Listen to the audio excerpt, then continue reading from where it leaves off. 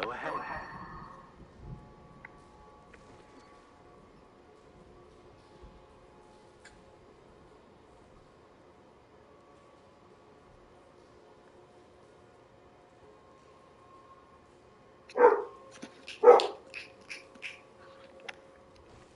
Yes?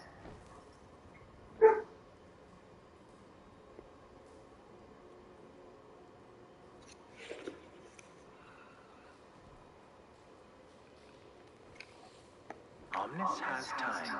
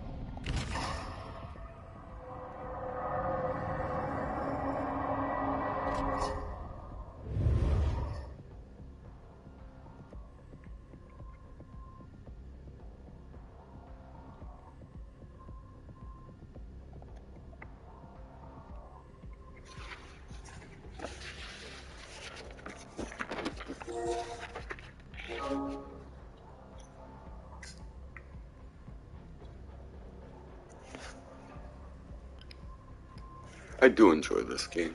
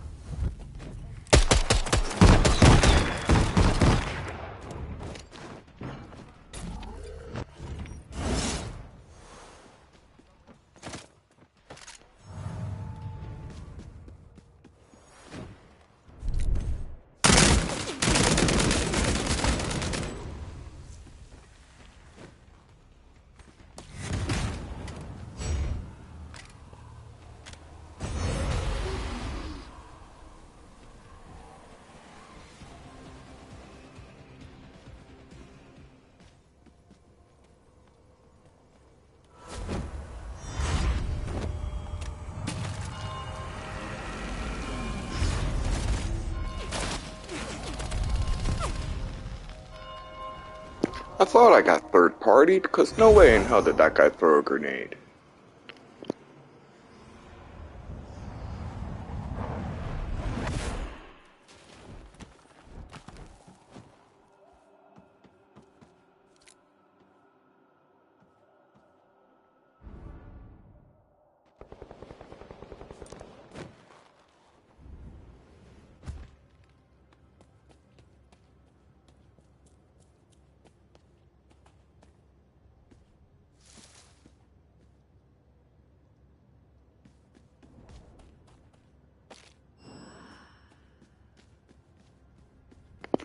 Now I gotta get 3 shotgun downs.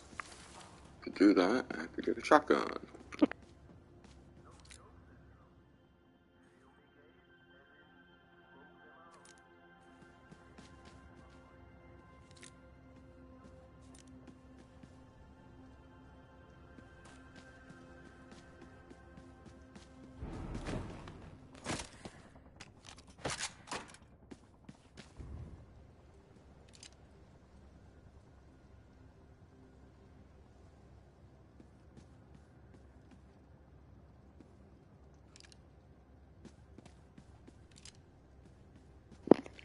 Whoever did the graveyard did a wonderful job. Look at this. Look at this. Bird poop and rust. Mineral. Come on. People are fucking on top of their shit. The lighting.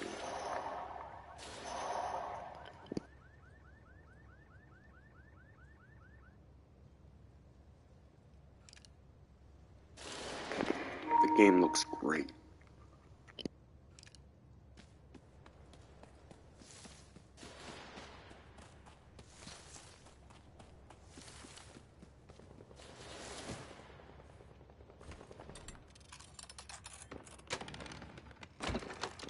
Yes, this is where I was heading. Just got a little sidetracked, that's all. Look around, look around.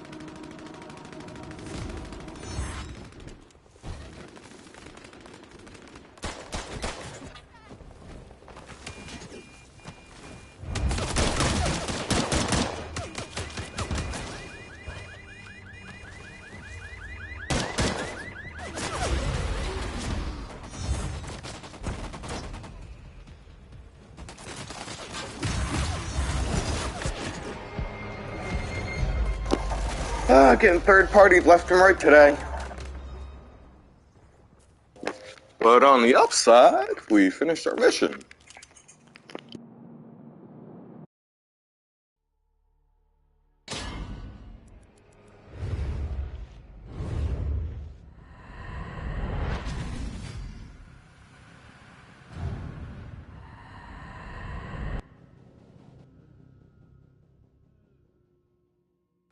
Good morning.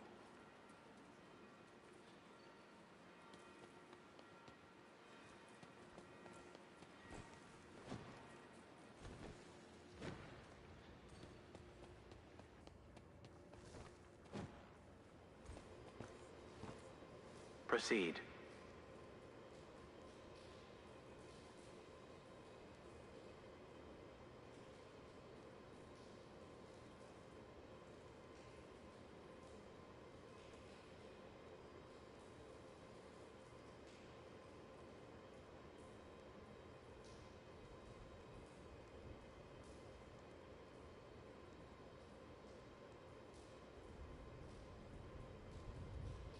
Over here.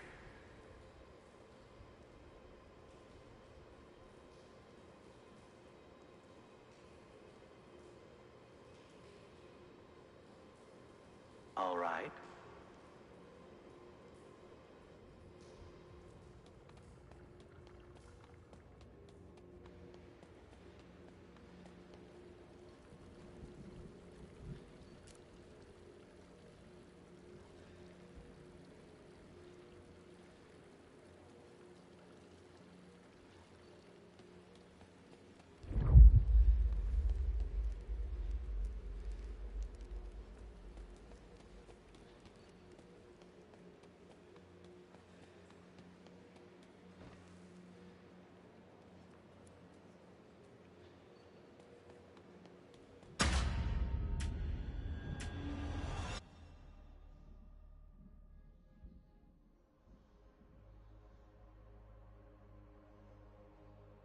If I remember, I got down 3 people with a shotgun.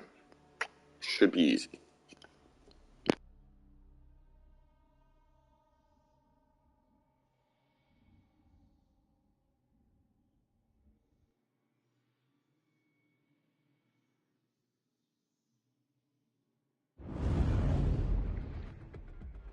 Today I feel like I'm on cocaine. Very high energy, very jumpy already, I can tell. It sucks.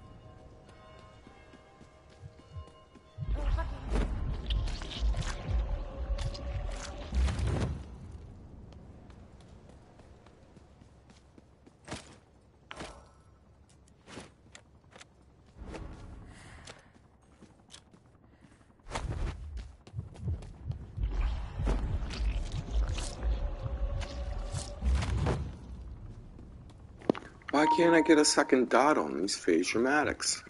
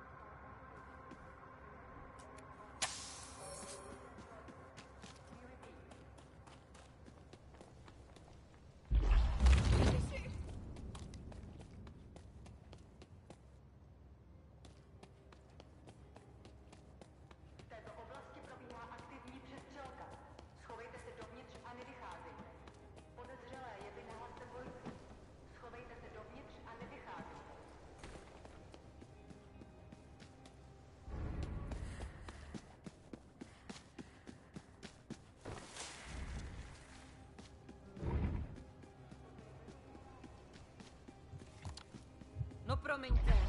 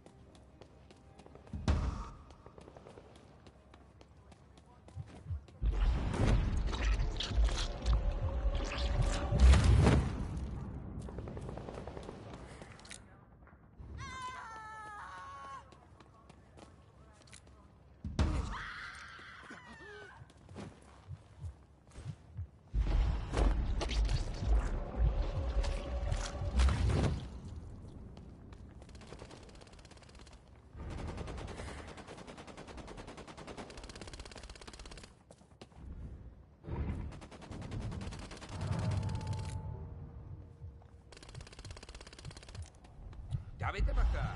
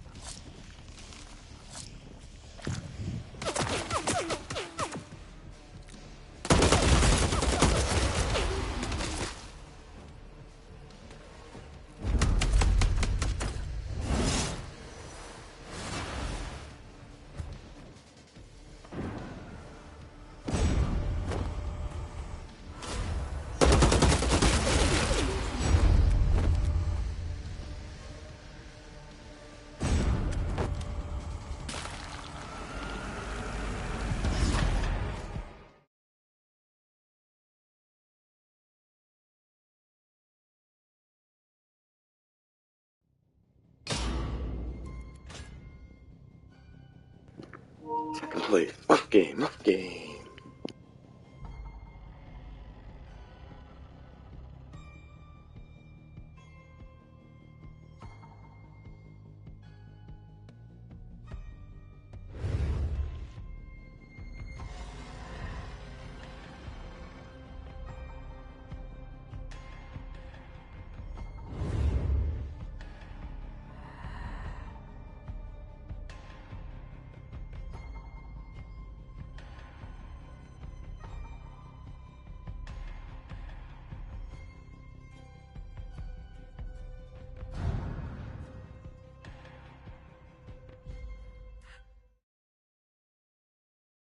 A good evening to you.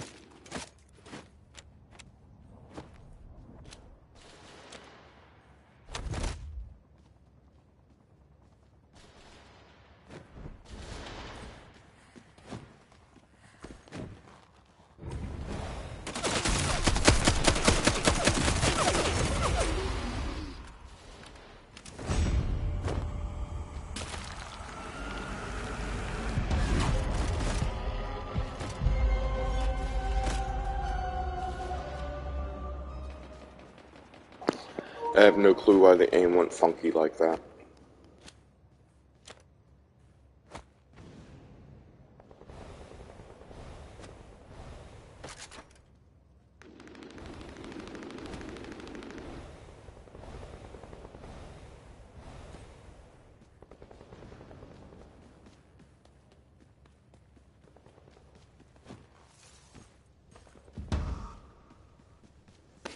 Looks like you put a "don't look at me" beam on me. It's repelled my vision.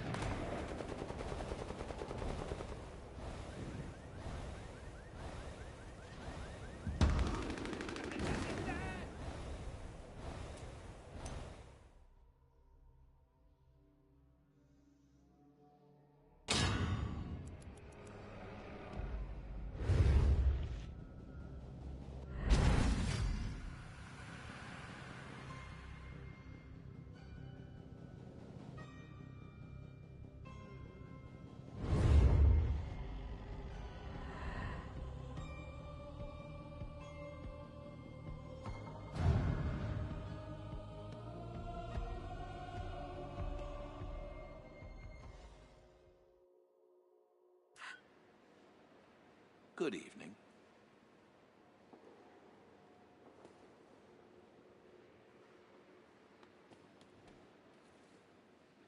Good to see you.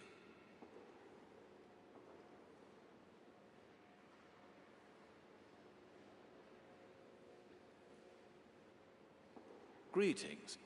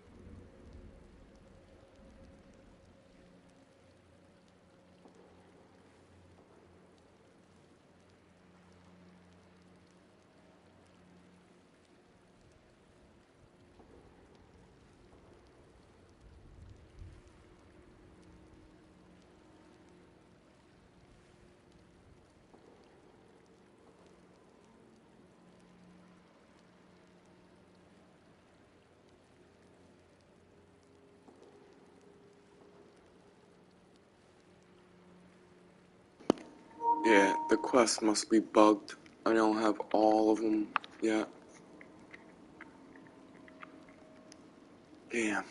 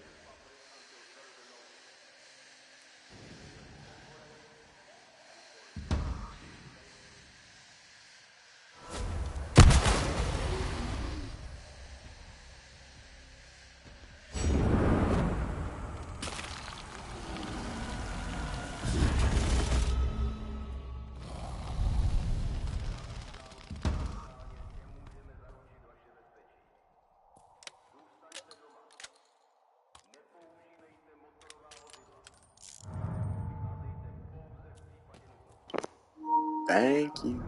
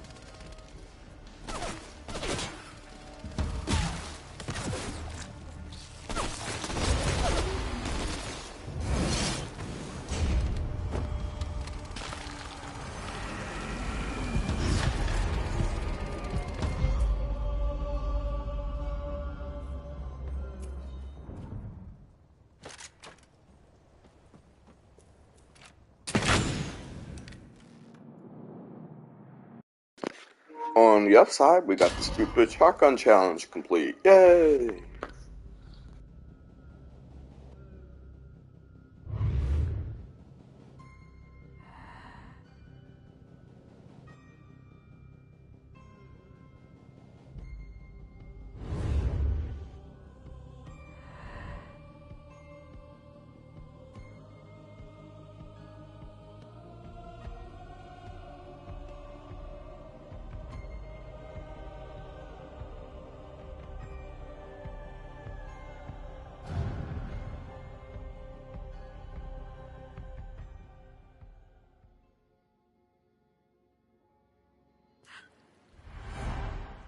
Welcome back.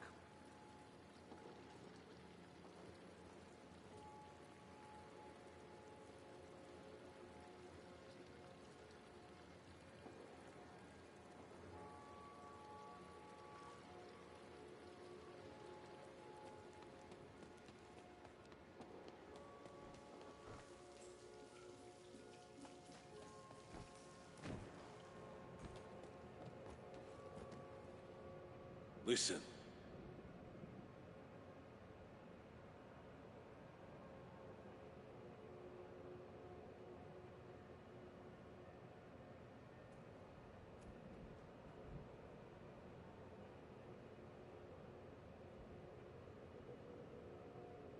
Jak today.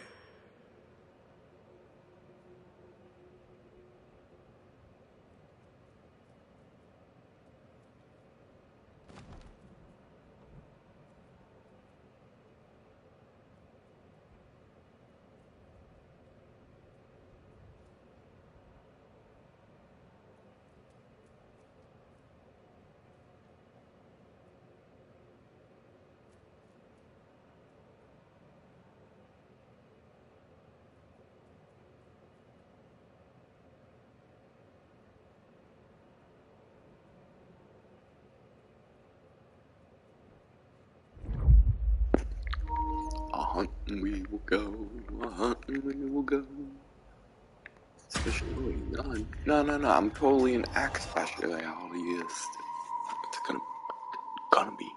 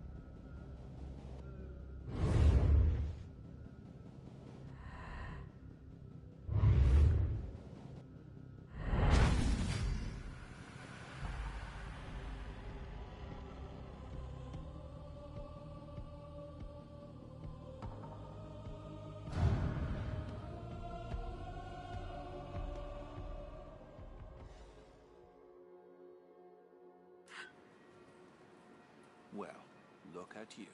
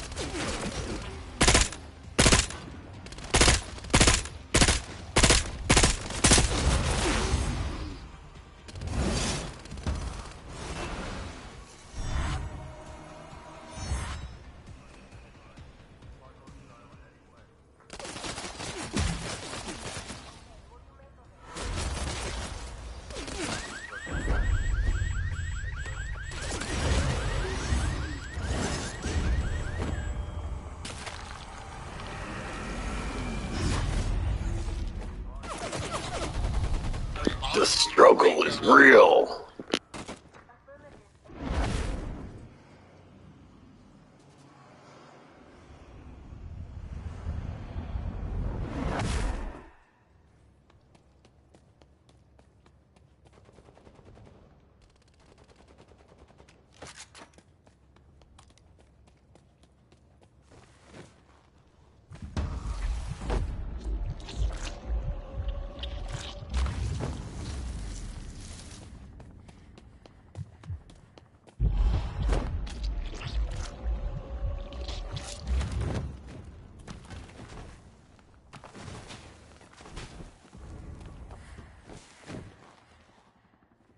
Vážně?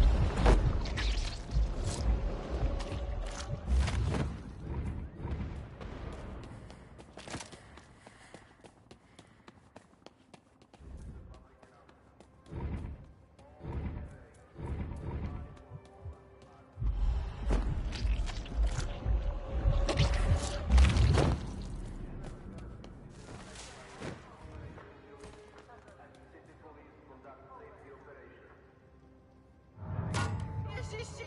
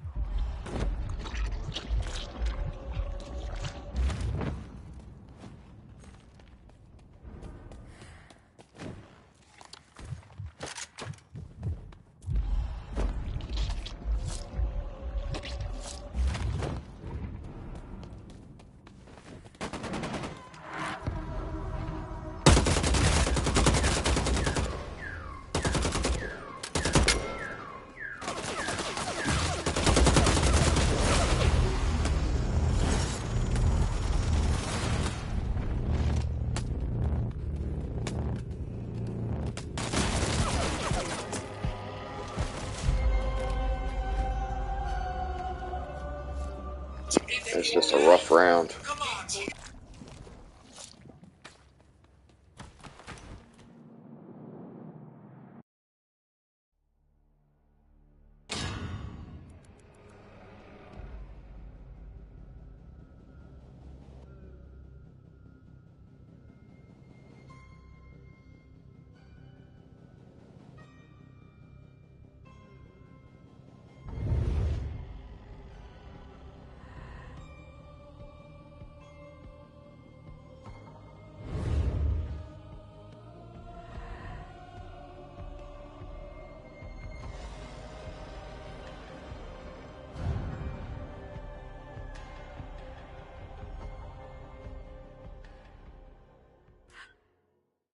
I wish you a good evening.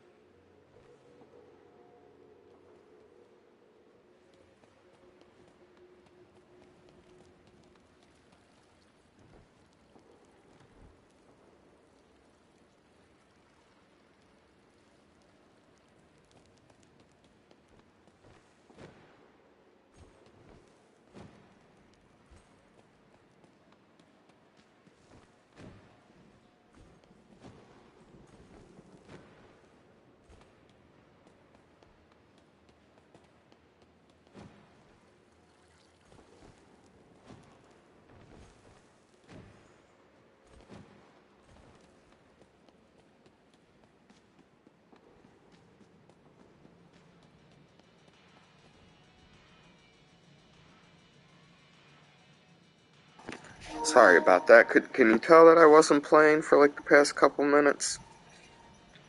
In reality, what happened was I got a phone call, and then, in the middle of my phone call, I heard this. Get in on the first round action of the NBA. Thank everybody for Dort Anonymous can bet $5 team to win. Name Weasel Dooley. 2, 3, 4. Everyone knows it's corny. 100 Gambler. Here we go. Who still remembers Vampiro Purple? Who booked the screw job in Montreal? Who has a good friend named Weasel Dooley? Everyone knows it's corny. Who managed Bobby Eaton and Condrey? Who managed Stan Lane and Dr. Tom? Who's sick and tired of Kenny Olivier? Everyone knows it's corny. Who took a shoe ball off of the scaffolding? Who bled a gusher in a white suit? Who said Ronnie Garvin went up like the Challenger? Everyone knows it's corny. It's Jim Cornette's drive-through. He'll answer questions from you, and he won the pony too. Thank you for Cuba. Thank you for Cuba. Thank you for Cuba. Thank you for Cuba. Hello again, friends. And you are our friends, and welcome back to another edition of Jim Cornette's Drive-Thru right here. Another week, another fun look around the wild world of wrestling here on this very, very happy broadcast. I'm your host, the great Brian Last. We have reviews, maybe a song or two, maybe some hijinks, and of course, your questions. Answered by this man, the leader of the cult of Cornette, Mr. Jim Cornette. Mr. Jim. Oh, that was a good one. Come on. No happy talk. Come on, a happy show, happy show, happy show. You're so happy. Are you also dopey, sleepy, grumpy, and Doc? Which ones am I leaving out? There's happy or sleepy? Or I don't know. I wouldn't mind being Doc, too. I'll be... Wait a minute, is there a gropey? There's no gropey. No, there's no gropey. No, there's happy. That was when Bill Cosby was going to redo the story of Snow White. No, he was druggy. Yeah, that's right. There was happy, there was dopey, there was grumpy, there was Doc. Roofy? No, Roofy was... That was another one of Cosby's for the Seven Dwarfs when he was going to do it. It was druggy, gropey, and roofy. I still haven't got these goddamn... Bashful. You forgot Bashful. Enumerated here. Wait a minute, hold on now. That's what I'm saying to you. There's happy, there's grumpy, there's dopey, there's Doc, there's sleepy, there's bashful... Who'd I leave out? Carlos. No, Carlos was the pool boy. Sleepy. Happy, sleepy. There's like some Walt Disney fans screaming at their radio. Doc, bashful, sleepy. Hold on. All right, get on the goddamn Google. I will get on the Google machine. And while you're on the Google, I'll take control of this program, even though it is your show. There was so much happiness. I'm not happy. You know why I'm not happy? I'm not happy because I've just finished another experience that I can only liken to the Bataan Death March of having to slog through some of the wrestling programs on television these days. And that don't make me happy, nor grumpy, it makes me grumpy, but it makes me sleepy.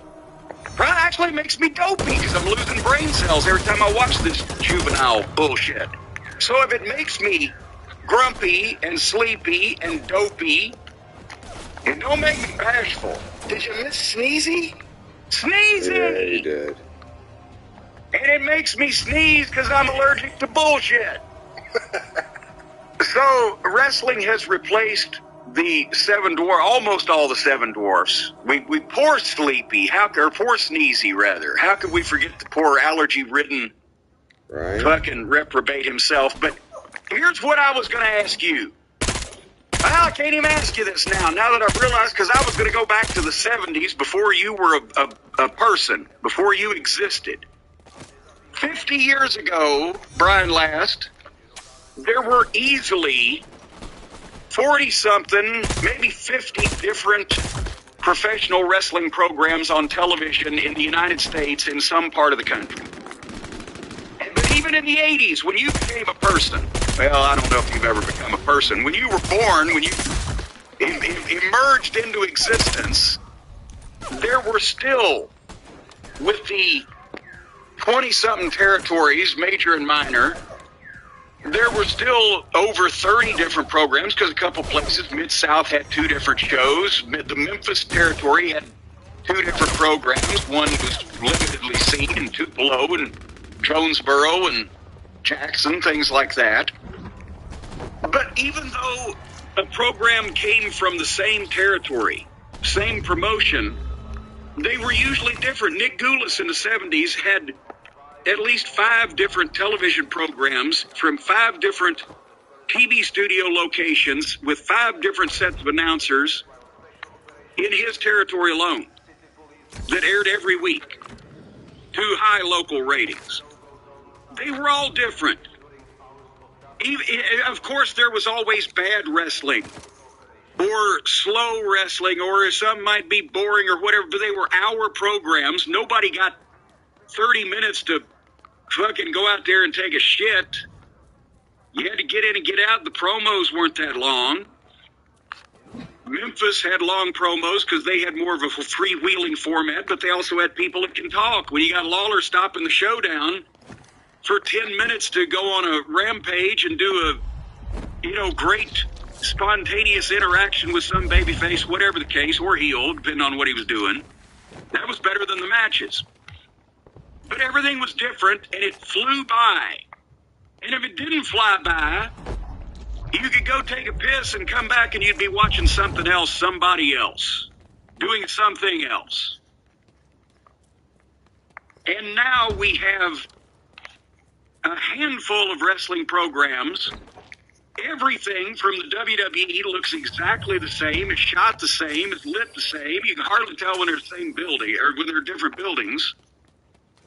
Everything from AEW, unfortunately also, for good or bad, looks the same, it's shot the same, and then the other programs try to, with a smaller budget, mostly mimic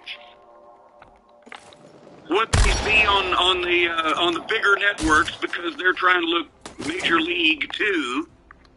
And have you ever seen multiple wrestling programs that look so similar?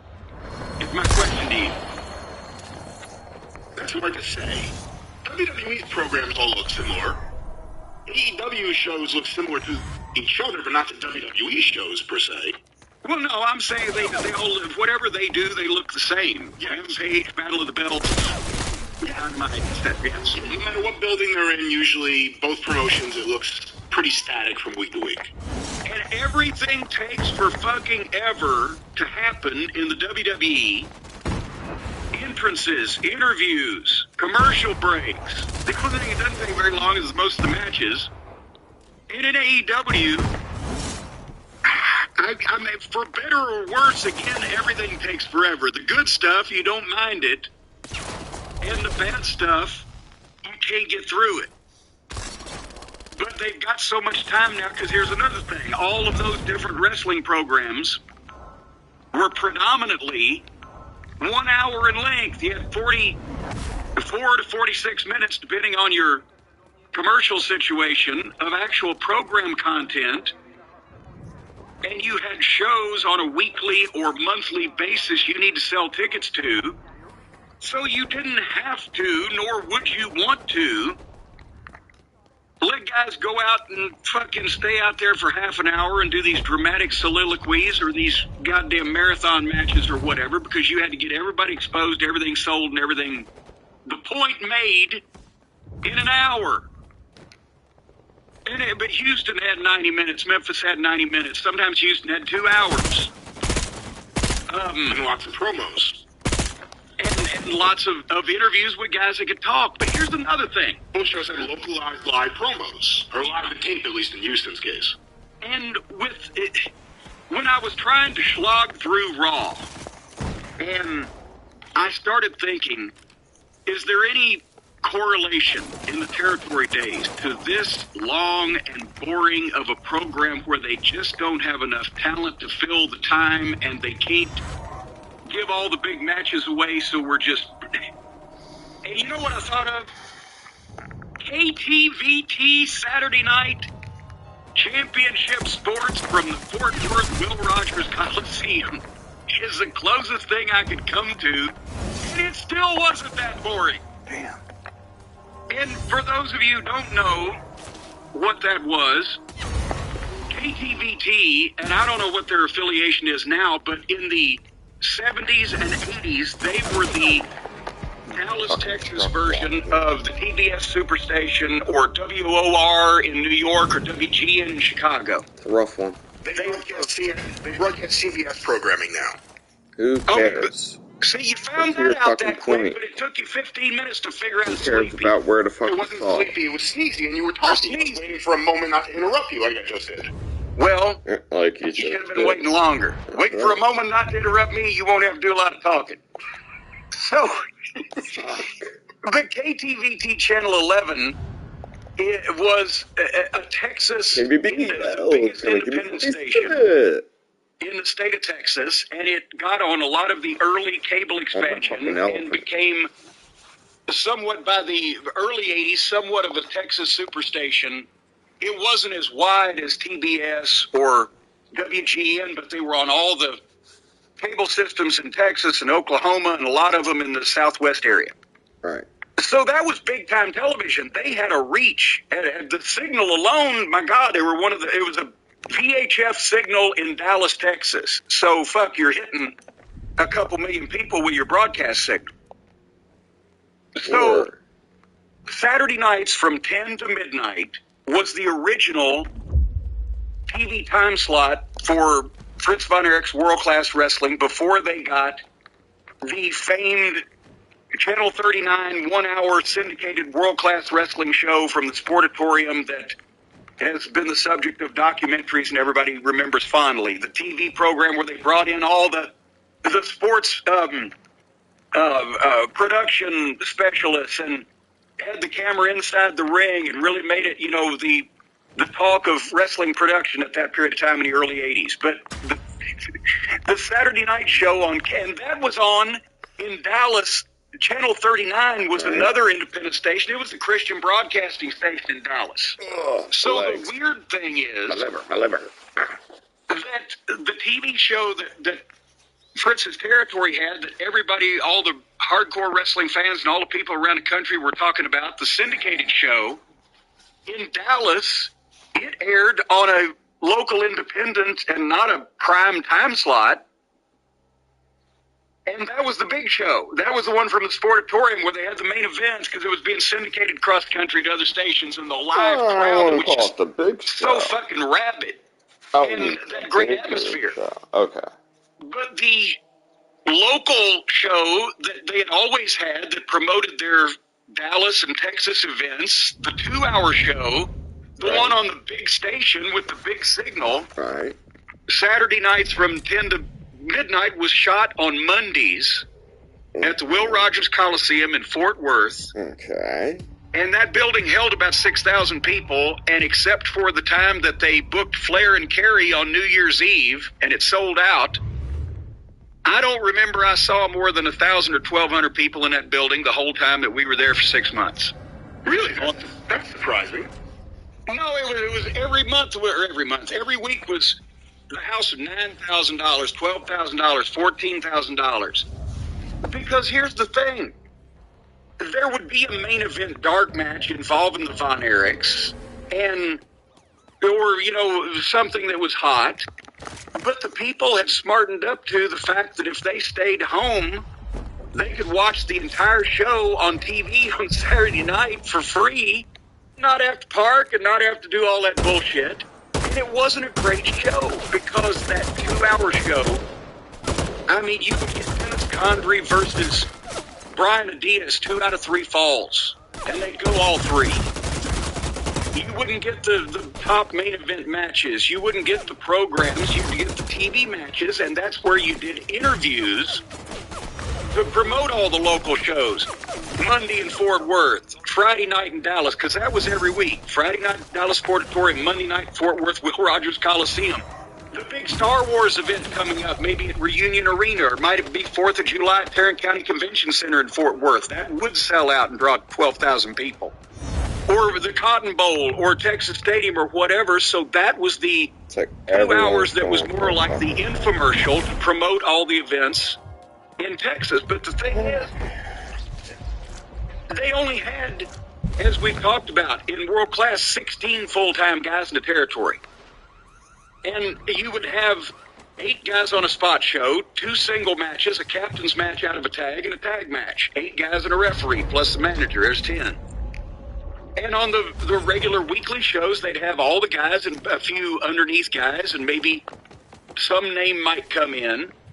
But for 2 hours trying to do TV matches where they didn't give anything away and fill that time, that's what they're doing the same thing they're doing on Raw now. The middle card guys are going 20 fucking minutes.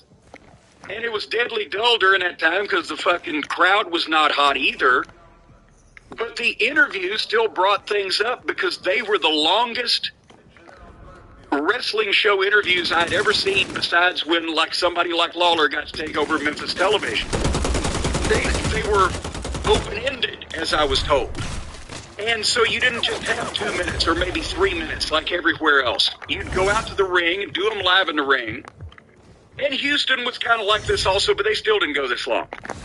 But you do them live in the ring with Mark Lawrence, who was just a fireball personality. I love Mark, nice guy, but my God, he had to hold a mirror in front of his face, tell he's still breathing on camera. So, the first time that, when we got there, and the first time we did one of these shows, I asked, how long is the segment? And that's when I was told by Ken Mantell, the booker, these are open-ended. We've got 2 hours on the show, so, just hit all your points, don't let it drag. Well, then after the first couple weeks, they were asking me if I could keep it under 7 minutes because I was having a fucking ball. But the thing is, where everybody else went out there, they also told you, they said, I said, so we're supposed to promote Monday in Fort Worth and Friday in Dallas and the upcoming, what was the first big show? There was a big event at the Tarrant County Convention Center. We're going to do that. And I've got the issue with Sunshine and also Rip Oliver's coming in. And they said, you don't need to hit all of that. Just hit the main points of the towns. Shit. I said, can I mention all these matches? Yeah. So I'd go out there and I'd hit the Midnight Express's match and Rip Oliver's match in Dallas and the Midnight Express's match and Rip Oliver's match in Fort Worth and the fucking issue I had with Sunshine or what was coming up at the big Star Wars event and knock the fucking, and just have a ball, right? But I tested their open-endedness. But still, it was more exciting to watch that because at least something was happening or being talked about that was affecting something that you were either going to see on TV very shortly or you were going to go see live that next week. And the point is, in 50 years, we have gone from 40 or 50 different live to tape wrestling shows from all the promotions in the country, airing somewhere in the United States, down to 20 or 30, down to 10 or 15, and now down to a couple of companies and a couple of people broadcasting on a fucking sheet on the side of a fucking barn in Osceola, Arkansas. There she is again. And it all looks the same, and it's more boring than it's ever been. So it's your show. You talking about that made me think of something. We all talk about what happened to wrestling, and in a lot of cases, despite the awful content in a lot of ways that ended up being, it didn't have to be, but wrestling was going to go national no matter what because of cable television. It was a matter of who was going to jump on it, take the right opportunity, and exploit it the best. Of course. Vince McMahon won that battle. But beyond that, tell me one of the sad things is what it actually did to television. It's so fucking shit backwards. Talk about one in Dallas, WOR here in New York, WGN in Chicago, WTBS in Atlanta, or WTCG and then WTBS in Atlanta. Right. We lost local TV. Because look at where we are now. WOR is just on in New York, and they don't even have local programming the way they used to. It used to be filled with local New York, or Secaucus. Yeah, programming. That's all gone. They don't even have the Mets anymore. Where's Joe Franklin? Well, he's dead. Oh, I didn't even know he was sick. WGN, other than, anything like the Cubs, doesn't really do the local Chicago. Right there in the fucking butt. Anyway, like a station from Atlanta. It just feels like a generic station airing comedy shows and wrestling now and some sports. We lost that flavor of local networks being broadcast across the country. Just everything became a national broadcast as opposed to local TV being disseminated for other people to experience. Okay, and since you mentioned all those stations, what was, for years, the highest rated, most watched television program on not only the local version of WTBS, Channel 17 in Atlanta, but also the cable, the Superstation version across the country? I believe the highest rated show was wrestling. Exactly. On KTVT, we'll use that back again, when it was the Superstation. The majority of the people are stupid and wrestling in the easy 80s. to watch. I don't know if I don't have the statistic to say yay or nay that the 2-hour boring wrestling program I was talking about was the highest rated program and most watched program on their air, but I can tell you that it often beat the Saturday Night Live because Central Time, Saturday Night Live was on from 10:30 to midnight. I was going to say, you used to and more work people were watching that 2-hour wrestling program in a lot of cases from Will Rogers Coliseum in Fort Worth, where the West begins. They was watching Saturday Night fucking Live. It's bullshit. WOR. When Vince Sr. couldn't get, because New York's always been hard for television, right? And for a while in the 60s, they didn't have TV to promote. That's why the Garden went to shit for a couple of years there. But then they got WOR, and it was, we've seen, go ahead. I think They got the Spanish station. They got the Spanish station, and it was actually Eddie Einhorn who got WOR for IWA. When IWA left the New York market, Vince got the time slot. But was not Vince on before Einhorn? Was Vince not on WOR? I could be wrong. I think Vince was only on the Spanish stations until after IWA pulled out. There was a... Probably. No, that would have been the mid-70s. That was in 76. No, he was on some, because there was a program, a flyer, an advertising flyer that was circulated on Twitter recently. It might have been some of Tim Hornbaker's research. It might have been, I don't want to credit it to anybody because I can't remember who it was, but it was a promotional thing where touting the ratings on Saturday night of the wrestling program and how Bruno, it had a big picture of Bruno, right? That was in the early 70s, was it not? When they were drawing, a number now on Saturday nights at like midnight that any broadcast in their right mind would love to have today in prime time on a local basis. I'll see if I can find that, because I have that. I actually have the master of that, because it came from Kaiser, I believe. I can't remember what year that was, but nevertheless, with the exception of, I don't think WGN was integrally involved in wrestling until later on with the explosion in the 80s, but that might be the only superstation in the United States that was not built on or didn't gain a lot of their popularity from the wrestling program, their local wrestling program. And that's what spurned TBS onto... People wanted TBS, wanted to get cable in the 80s, in the early 80s specifically, to watch Georgia Championship Wrestling. That was the... People either wanted the Braves baseball or they wanted Georgia wrestling. That's why they were getting cable in those periods. Nevertheless, now we get caca. Caca, I say. No, we got the cock. That's right. Cock. Would there be a wrestling program now that you would put up against Saturday Night Live in Dallas, Texas? ECW. Right now, no. ECW. No. What What would you put up against this program that's your show? I put this show up against Saturday Night Live before I put a wrestling show up against Saturday Night Live. But then against Saturday Night Live, I mean, what do you want to put on your show today is what I'm talking about. Well, we have questions, like we said, maybe a song or two. We'll see how things go, but... Maybe a song. That's... What am I thinking of the theme song? Now, there's going to be one of those shows. And maybe a song or two, it's a cartoon theme.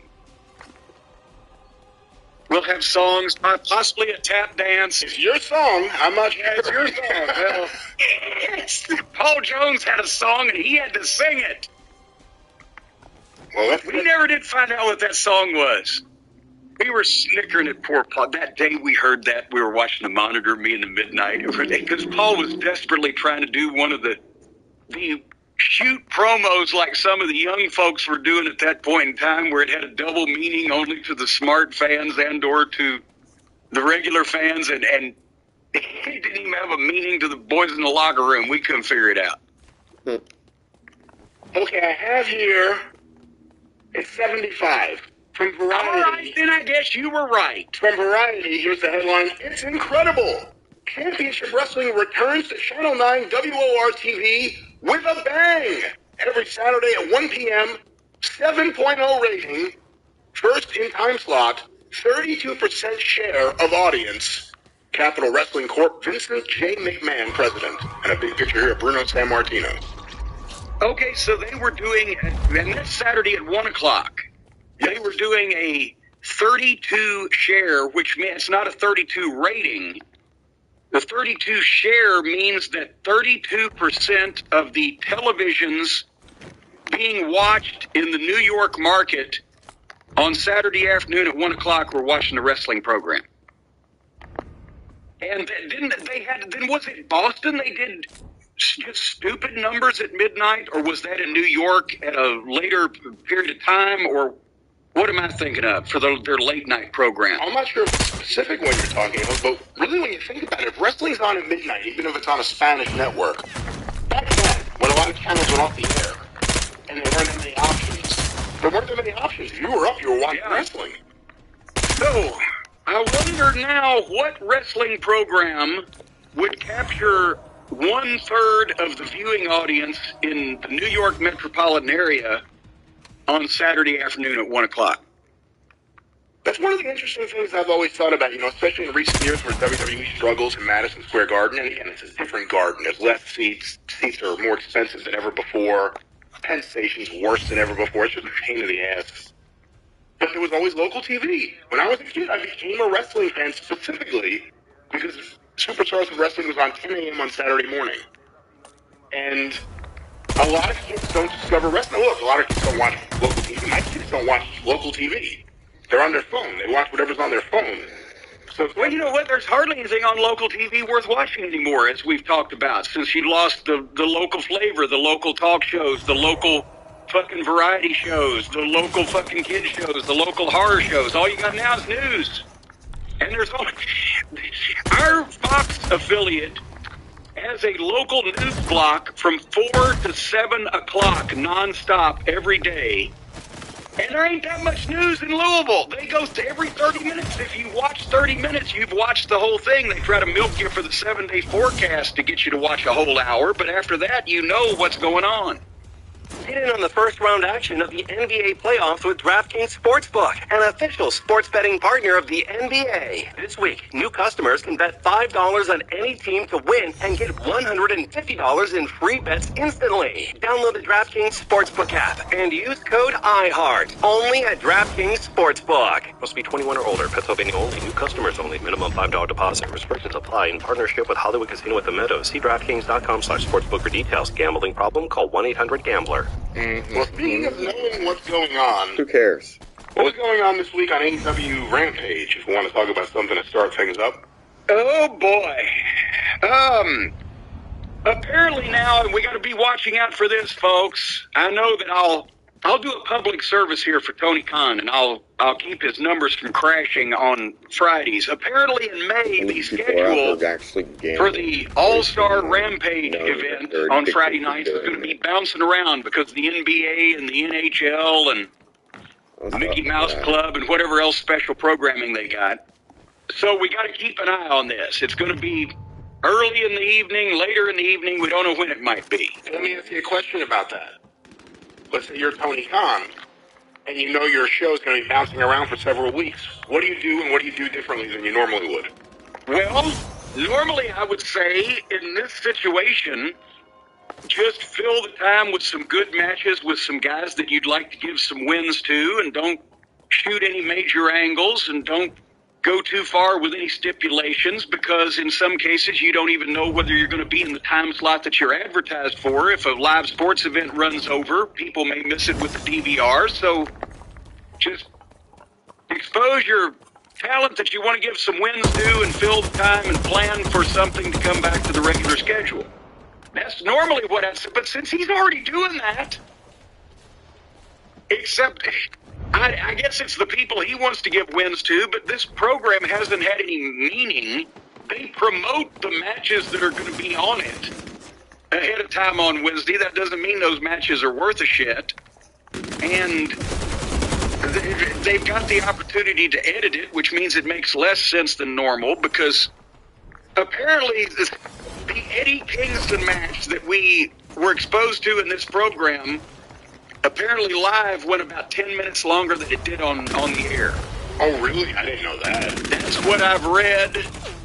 That's what I'm being led to believe, and boy howdy, am I thankful for the miracle of modern editing. But anyway, so, I mean, it's just, we've talked about it's just a program lingering there with a lot of the, just cold matches. And the problem is they're both cold matches and matches with stipulations. They're matches that nobody really wants to see, but they're thrown out there with Texas deathmatch rules and this rule and that rule to just waste the idea of a match that people might want to see in the future between two people with that stipulation, but they've already seen one that they didn't care for because it mattered not. So anyway, they'll probably do the same program and it'll just air whenever it airs. But be aware, everybody, don't ruin your Friday nights. You may have to look for this thing. Get your magnifying glass out, the pipe and the deer stalker cap, and search for clues to where you can watch this over the next month or so. Oh, a deer stalker hat? I believe it is. I never knew that was the term, deer stalker. Why don't you look that up? Well, you started Googling everything today. Since you're just a Googling fella there, you're a Googling fool. Great. Einhorn pulled out in 1975. Okay, well there you go. It became the regular championship wrestling hat. All right, well Rampage opened up, no introductions. They blew off the pyro. Excrement says hello in his Federal Express commercial voice. And boy, people of a certain age will just be guffawing over that one. And they rang the bell for the dream match. They should call it a fever dream match. It's a match that I would certainly have running through my head if I'd have eaten leftover Taco Bell warmed up in the microwave alongside cat food for dinner. Over here shaking. Adam Cole versus Tomohiro Ishii. Oh, that's ridiculous. It's just Ishii. Ishii. Well, it should have been Easy. Or maybe the entire rest of that rap group. Brian last? Yes. You cannot tell me. Oh, boy, here we go. You cannot tell me, because you have...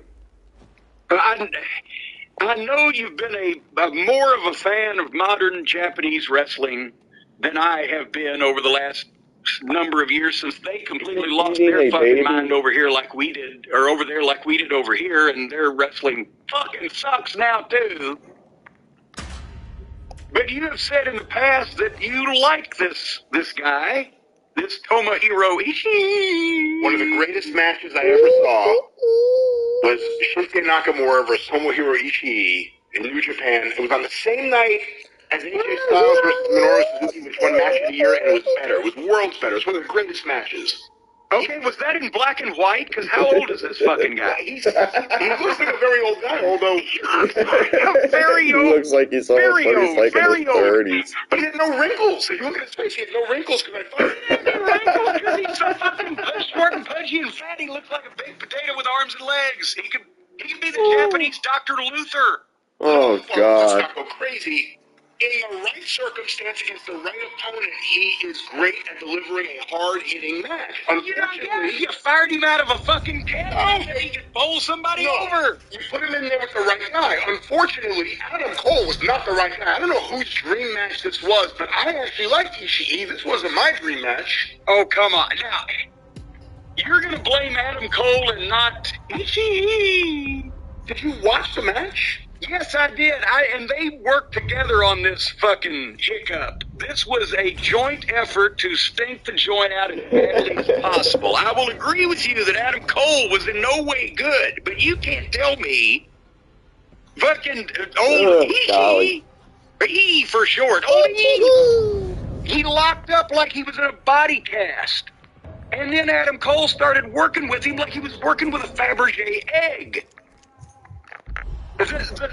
From the open, Adam Cole hits him with two little soft tackles that made no noise, that there was no body language behind that, of course, because he's not supposed to sell them. But Adam Cole, like they work with Suzuki now, they're either scared to hurt him because he'll stretch him and kill him, or scared to hurt him because he looks so fragile, or both.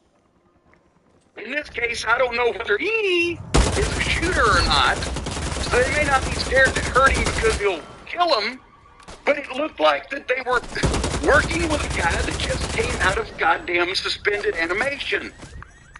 And then he gives Cole one tackle, and Cole bumps and rolls to the floor, and any casual, again, I say this, there's no point to it because there is no casual viewer of this program. Nobody's going to watch this unless they're already predisposed to. Which is the problem, why the ratings aren't growing, why the numbers aren't improving. Any casual viewer would look at this visual and say, what the fuck? The one guy's 175 pounds and the other guy's a Japanese potato. And they're doing fake shit. Go back and I dare any AEW fan, anybody who wants to disagree with me, go back and watch this shit. Is this the standard of work that we're now willing to chant, this is awesome about? Adam Cole's kicks barely touched. He can barely move. They had a lackluster fight on the floor. He clotheslines the post and sells his arm so Adam Cole could get some lackluster heat. He laid in a chin lock with not only... Mike Mondo just tweeted about this recently. The only reason the term rest hold was given is because people fucking see somebody laying there taking a fucking breather.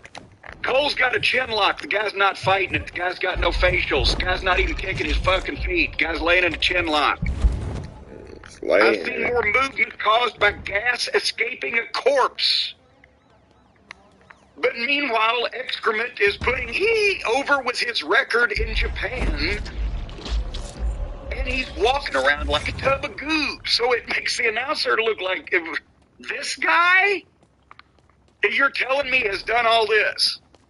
But then Adam Cole makes E mad. So with a complete blank facial expression, he just stops selling anything. And it turns into Brody versus Luger in a cage in Florida where Cole is throwing strikes that don't really look that good anyway because it's not punches, it's those shitty forearms that everybody falls back on now. And this guy's not only not selling them, but he's not even making a facial response. And Taz tried to cover up for this embarrassment. I said, well, look, he's putting his body into him, so that's why Adam Cole, with everything he has, is not even able to move this guy's fucking head.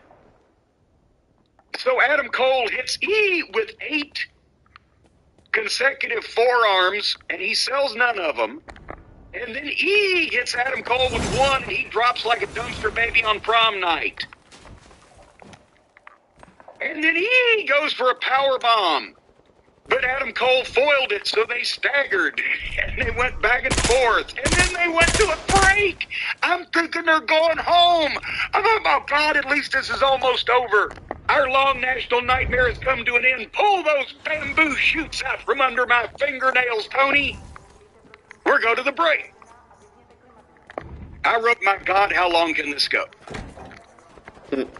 So they come back. He did a delayed superplex. Dude, that's lives over here. And he never got him straight. He had him up there. Fine, that's very, you got to be very powerful to do that. But he had him up at a slant, so when he went backwards, it was one of those thunk bumps. Poor Adam Cole. Remember I've told you when you land, bam? It's not an edit, Jason. Then you're fine. When you land thunk, that jars your fucking spleen. And when you land in one piece, you're well, okay. Adam Cole's You land in spleen two is now pieces, green. that's how you get fucked up. As they went more back and forth, the strikes Bad. fade. Thump. He Good. Adam Cole and Enziguri and went right over his head. Whiff, and Cole dropped like a bird into a toilet bowl. And then I looked. It's only 10 minutes into this show.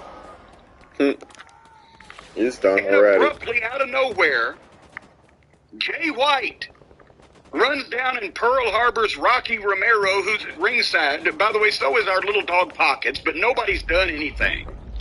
They're just sitting there watching. Right. But for no reason, Jay White comes down in Pearl Harbor's Rocky Romero, and while the referee is looking at that, Adam Cole nut shots, and then hits his knee, so I know now it's his gimmick that he has to hit everybody in the nuts, but so you bring somebody, I assume he doesn't live in Des Moines, so I assume they brought him from Japan, plane ticket, hotel, payoff, to have a fake-looking match on national TV with one of their alleged top guys, big signings, and then that top guy has to hit the guy in the nuts to beat him after they expose the business for 10 minutes. Your thoughts on this, Brian, now that I've made my feelings on His name's Ishii. He's a fine wrestler, and this was not an example of that in any way. This is a horrible match. You broke down a lot of the things that I was seeing. The spot where he didn't sell as he was getting hit. Can't blame him, dude. That shit. He didn't sell it. With that said, I don't know what they were intended to do there. I'm sure that wasn't the feeling they had. Like, oh, Adam Cole's blows with that crap. He's not going to sell them. No, he wasn't going to sell them anyway, regardless of what they looked like. Exactly. They just happen to also look like shit. Adam Cole's headlocks, if you watch how much air he was getting in them, this was not a good match. The only other thought I'll have, I think it was Buddy Landell one time told a guy, he said, boy, I watched your match, I need to wear sunglasses. They said, why? Because all the daylight in between your shit. sounds like a Buddy line right there. But Adam Cole, I don't understand why any AEW fans would really care much about him at this point. He's lost whatever he had that was special. So what is E's problem then? Is he just coming over and taking the guy's money and putting in a performance like that, and because he's a Japanese superstar, nobody's going to say anything to him, such as, why did that suck so bad? Maybe this just wasn't the time for him to have a nice stiff match. I really don't know. The other thing is, Everyone can have an off me to have a day. nice stiff drink. Dynamite in a rampage. Whatever happened to the hot Pittsburgh crowd AEW had? Because the crowd was dead throughout Rampage. At least that's the way it sounded here at home on my TV. I don't know what other people's sound bars are set to. And of course, Dynamite, at a certain point, the crowd completely died there.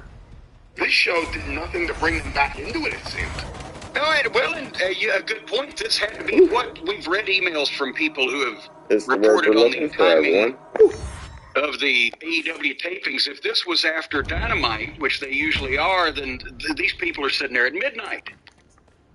Close to. Let me ask you this. If I can say one positive thing about Adam Cole, it seems like he takes care of his hair. Do you think he applies the same care to his front lawn? Well, I'm not exactly sure, because actually, now that I think about it, maybe Adam Cole would have a better career and a better future as a landscape professional than he does in the current environment that he's in now as a professional wrestler. But folks, I've been talking about all the problems I've had with my landscaping and various things going on here at the castle over the past couple of years, and now we have a new sponsor that's joined the program. Oh, he got me. That has almost got me fixed up and sorted out and worked out. There's still a few things and I'm back. that I've got to talk over with them related to my specific situation, but folks, you shouldn't have that problem because that just happened. Oh yeah. To fix up your lawn. It's spring is almost here. We just talked on the last program about we're getting jacked out of spring here in the Ohio Valley area, but it's almost here, and the grass is starting to get green and starting to come back, and leaves are starting to come out. But sometimes your lawn doesn't come back. Sometimes you've got the bare spots. Sometimes the moles have been out and they have sabotaged the look and the beauty of your lawn, whatever the case may be. If you want to keep your lawn growing all season long and healthy without worrying about nasty chemicals that might poison the local wildlife or your pets, or every once in a while, if Uncle Jethro gets drunk and lays face down in the front yard and starts gnawing on the grass again, you don't want to poison him with nasty chemicals. That's right. So the folks at GetSunday.com poor man can help you grow a beautiful lawn without the guesswork or the nasty chemicals. Their custom plans include fertilizer and everything that you need to easily care for your lawn with ingredients like seaweed and molasses and marshmallows too. I like marshmallows with molasses. You think they'll put marshmallows on my grass? Nope. No, I don't think that's how it works at all. And there's iron in here also, so you won't have iron poor grass to go along with your iron poor blood. And you can let the kids on it. You can let the pets on it. Your kids can chew on the grass, your pets can piss on it, or the kids can piss on the grass, the pets can chew on it, whatever. How about everyone just goes to the toilet and let's talk about the lawn and not the urination? Well, GetSunday.com doesn't sell toilets. But all you've got to do is go to GetSunday.com, put in your address, and their lawn analysis tool does the rest. They analyze the soil and climate data in your region to create a personal nutrient plan. And they'll have it delivered to your door. And once they know where you are, then they're going to put a satellite on you.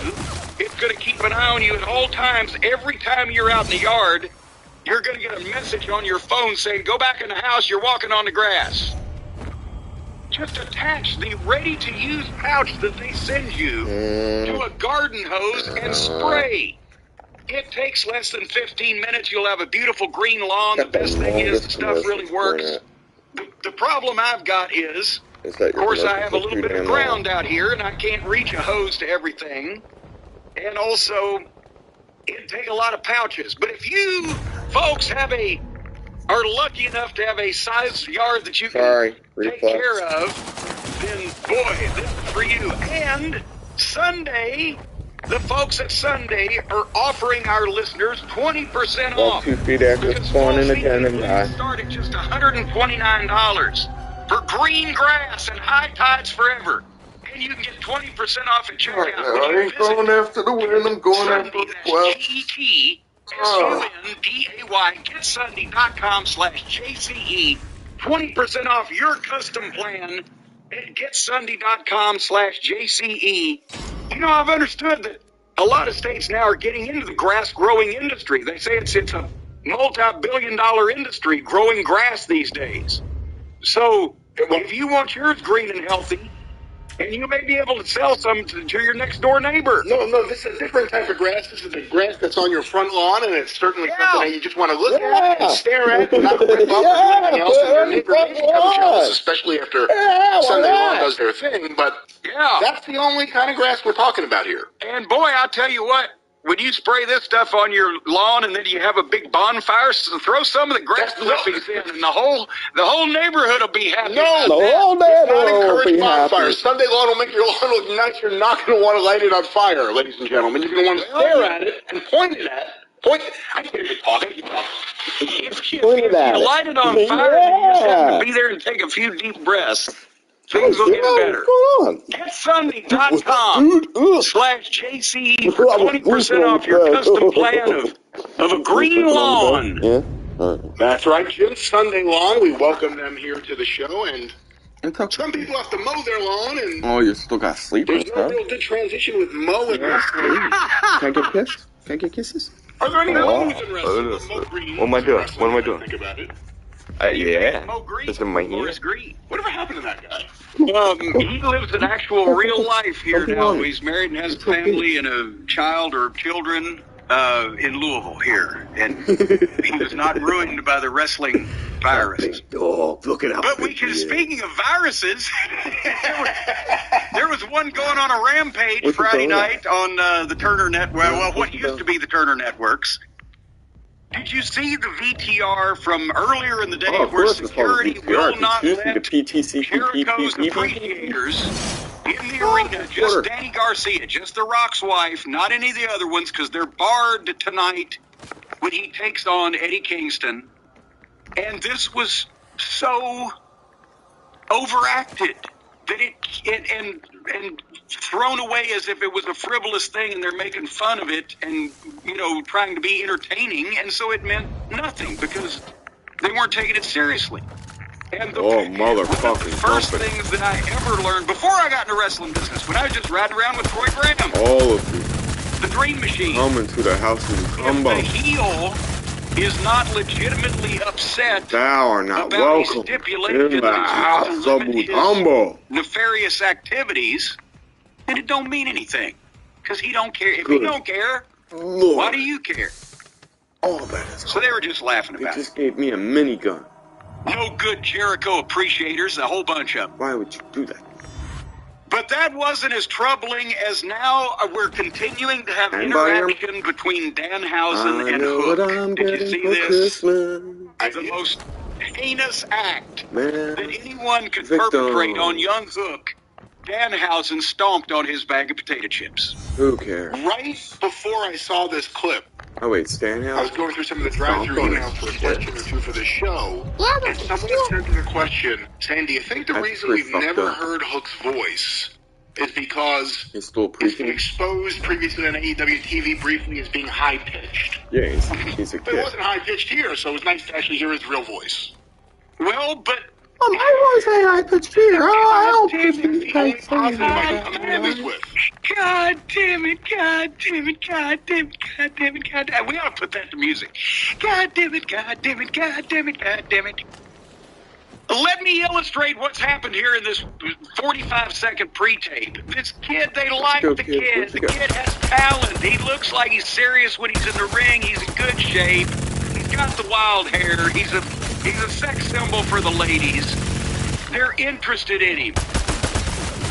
And he comes in, and How do you want to Danhausen, have a that is fucking yet to be minigun? explained. If you know, you know, as they Doesn't say. do no damage at all. Nobody's explained that this At, like, guy's a wrestler, that why range? he thinks I should trying have to been curse melting people and you. could beat the shit out of him is a good idea, why he's got his face painted, what the deal is with the weird I don't voice. understand this, bro. He's just appeared because it was a thing on the indies, so they knew. Everybody would know about him. So, again, anybody but the indoctrinated cult members of this butter instead of secret nothing society but feathers. that's looking at this, see, here's this kid comes in, and this goofball in his makeup has stomped on his potato chips, which, again, You don't get it, dude. silly enough to just begin say with, you don't but if get it's it. If you don't something get it, just say you don't get belongs it. to this guy, and this fucking wacko is Fucking stomping all over it, thing right now. You don't. then Hook, what he does on this tape is he walks up and he gets in You Danhausen's don't get face it. and he You don't says, get it. if you wanted my attention, you've got it. Right? And then walks off. Fuck with my chips. This would have Don't been the fuck spot with my fucking where chips. if you wanted people to be interested in this fucking guy, I'll even let Hook, you sip my fucking he Kool-Aid, would bitch, snatch but this don't fucking fucking moron by touch my his neck, chips. twist his arm around his fucking rib cage and give him a judo throw and splatter him on the ground and say, don't touch my shit, Come you back. weirdo, and then kick him in the face. bang. people would say, oh, Hook! But right now, this fucking guy that looks like he's as physically threatening as a goddamn MyPillow destroys the young star's property, and the young star just, well, you've got my attention. Ooh. And that means we're going to see more interaction, I suppose, between these two, so they're determined to bury Hook 6 feet deep without a goddamn breathing tube. Because he's getting over. That's what I saw. Outsmarted. Did you see that? Well, I can't speak to how hazardous a MyPillow is or isn't, but let me just say, at least this was on just the Friday show. Although I think the goal with this is really to get a clip, put it on YouTube, and hope enough people will be curious about it to check it out. Wait, what is the YouTube fucking headline? Weirdo stomps young wrestlers potato chips? Hold on, let's see if this is on the AEW YouTube channel. YouTube, I believe .com, there it is. I've heard of this. Yeah, I've heard of that. I've heard of it. .com, there's several clips of us on that platform. AEW Hook, oh, comes up right away. Hook Danhausen, reports search predictions. Just do the fucking search. What is this shit? Search. Here are the recent headlines. 4 days ago, a video went up. The world is on edge. Will Hook and Danhausen finally wrestle? AEW Dynamite from the 20th. The one that went up a month ago was, is Hook's certificate of accomplishment award first? Okay. From Rampage. No, good. Oh, here's the one. Here it is. From Rampage on the 22nd. Hook speaks. Somebody's out there doing nothing but swings. You can barely hear him. Danhausen talked for most of it and stomped the potato chips. And Hook just lets his possessions be destroyed, walks off. Okay, all right, never mind. Did you see what happened next on Rampage? Lance Archer is... Now, what the hell is it he's about? He's about to fight Wardlow, right? On Dynamite this coming Wednesday, yes. He's the latest guy to get paid off by MJF to fight Wardlow. And so naturally that means that since we haven't seen him, since he got beat in a Texas death match that wasn't a Texas death match that they had for no reason for the world title, just because it was in Texas. Oh, that's great. And he got beat, so now he has to get a win real quick to make this showdown with Wardlow the can't miss, right? Whoa, so, come on, bro. 18. Lance Archer entrance, and he's announced accompanied by Jake Roberts. Archer's coming down the ramp so fast he is nowhere to be seen. He's laughing around the building, right? Nothing. Jake's going to take his time anyway, but Archer goes straight to the ring, and a masked jobber is already in the ring. A masked jobber? Dives out head first through the ropes and hits Lance Archer and bounces off him. Archer just snatches him out of the air, boom, and down he goes at his feet, and he picks him up and choke slams the someone has little sisters. And then gives him a suplex. This guy's 130 fucking pounds. That guy's killing everybody with the bat.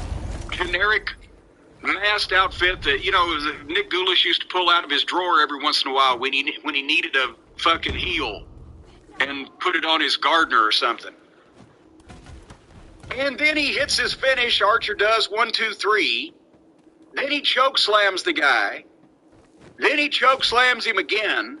I'm gonna watch because I seriously think this guy's pretty bad. And dominant if he was against a real athlete or anyone that looked like they should be on a national televised wrestling program. But since it's a fucking clown in a fucking mask that's literally less than half his size, it just looks comical.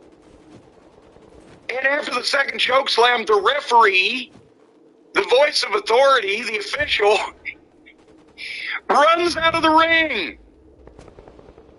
Like it's Abdullah the Butcher's gone mad, and Gary Hart's trying to get the fucking cloth over his head to calm the beast down. No, it's just because they don't have any control here. And then I think he chokeslammed him again, and finally they got a shot of Jake, a close-up on the floor, because he had just gotten to the ring. You're back. And he never even got in the ring when his man won. He didn't get in the ring to raise Archer's fucking hand. This was rotten, bad pro wrestling, is what this was. I don't have to feel bad Yes, about give Lance Archer a win.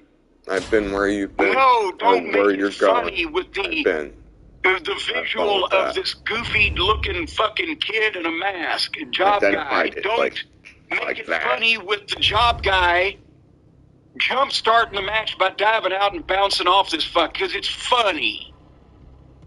And oh, look at that. If you want this fucking guy to come out and look like a hitman, give him a real adult man to beat up, and let him do it without all the ha-ha. And while you're at it, maybe give him a manager that'll actually talk about him every once in a while and get to the ring bullshit. before his match is over with. And doesn't look like he's sweating Crisco out of every pore. He was dressed like it was 1983. He was going out to get coke for Hawk. Oh, he was going to go to the left side of I-95 in Stamford instead of the right side. He had the Godwins driving. I don't know. This was Atlanta, Jake. Look at that outfit. No. Stamford Jake was just as bad. But he needed a ride. Fuck it. I'm sure the Godwins wouldn't mind. The Jake was in the office. I may have even told this story before. Jake was in the office, supposedly on the creative team for that brief period of time in 1997 when Vince was trying to give him another chance. Remember, he overslept and showed up to Shotgun Saturday Night 10 hours late in the same town. But nevertheless, Jake had no driver's license, so he's having the Godwins drive him to the fucking, I think it was to the Garden, but it's to one of the shows up there.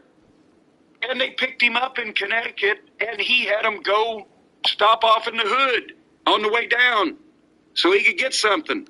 A member of the office. Anyway, bad pro wrestling segment. Rotten bad and not very good. But this entire show wasn't very good, but we still got the main event to come. Get in on the first round action of the NBA playoffs with DraftKings Sportsbook, an official sports betting partner of the NBA. This week, new customers can bet $5 on any team to win and get $150 in free bets instantly. You win no matter what. All DraftKings Sportsbook customers can also bet on NBA hoops with same-game parlays. Combine multiple bets from the same game for a bigger payout. Plus, each day of the first round, get a risk-free bet up to $10 if your same-game parlay doesn't hit. Download the DraftKings Sportsbook app and use promo code IHEART. Bet $5 on any NBA team to win their game during the first round of playoffs and get $150 in free bets instantly. That's code IHEART at DraftKings Sportsbook. Must be 21 or older. Pennsylvania only. New customers only. Minimum $5 deposit. Restrictions apply. Hell, have we seen him yet? We've not seen him on the TV wrestling shows, I don't believe. Yeah, so what difference does it make? Kingston versus Garcia. Now they're pretending they're in Japan. Okay, if he wants to work that way, well, he's Japanese. Ishii. But now Kingston and Garcia are having a Japan, not 70s, 80s Japanese wrestling when it was the best wrestling in the world, but 2020s again when they do the same shit as they do here. So here's what happened. They fought on the floor. They chopped and kicked each other on purpose, letting each other chop and kick them. They went to a break. They came back and they stood there and let each other chop each other again. Why do people think this is pro wrestling now? And they had a match that looks like all the other matches that all the guys try to have that watch too many tapes from Japan, and it's phony as a football bat, and they went to the finish. Kingston gets a suplex, gets a 2 count, kind of slowly picks Garcia up. Garcia foils another suplex, but then Kingston hits a suplex, and then he spins around and hits him with the back limp wrist. 1, 2, 3.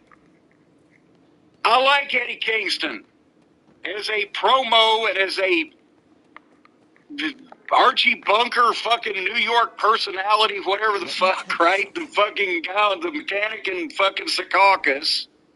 And he can have a good match when it's a fight. But when he's admitted he's wrapped up in Japanese wrestling. And when he's standing there with another guy that they're doing the same shit as all this other guys do, it's just fuck. And the back fist, I'm sorry, but Eddie, I know you don't want to knock anybody's teeth out. But this is not only in high def, but now the cable boxes have slow motion. Oh, golly. If you can't gotta hit a make back it fist by making through, a fist, guys. don't There's some hit the type of back fist. 'Cause contact.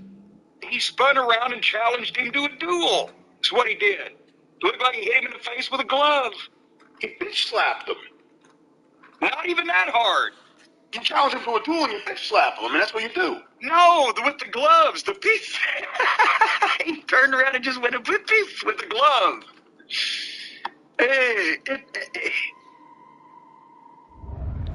Did I adequately sum this up? I really didn't like this. I'm just going to start with what you just said because we've talked about it a lot, but maybe the more we talk about it, something will change one day. Everyone's doing the spot where you have to stand in the middle and exchange shots. When it's at the beginning of the match, not as bad as when it's in the middle or towards the end of the match where all of a sudden it just breaks down and they just stand there and do it. Some guys can do it and make you feel emotional. Other guys just look like they're going through the motions like you're supposed to do this. Everyone's doing it though. It's in the matches we like, sadly. It's in all the other matches. It shouldn't be everywhere. I guess that's my main point. I think AEW has really kind of blown it with Eddie Kingston. Not that they can't still do stuff with him, but there was a moment to capitalize on, and they truly haven't, I don't think, they haven't properly capitalized on it. No, they never did. Even though this crowd was dead, and that hurt this match big time. This crowd sucked. Again, we don't know how much wrestling they Well, now, come on now. You're victim shaming here is what you're doing. You're blaming, stop. You're blaming the crowd? I mean, why don't you blame the fucking hostages of terrorists for not showing more emotion on their fucking videos? Maybe I'm wrong, and I was someone who, when you first started saying, who? About Daniel Garcia early on, I would say, well, you know, he looks like he could be a hooligan. He looks like he can maybe get into a fight or two. The Jericho stuff has made me care less about him, because now I see him as a goof. I never saw him as a goof until now. Now I see him as a goof.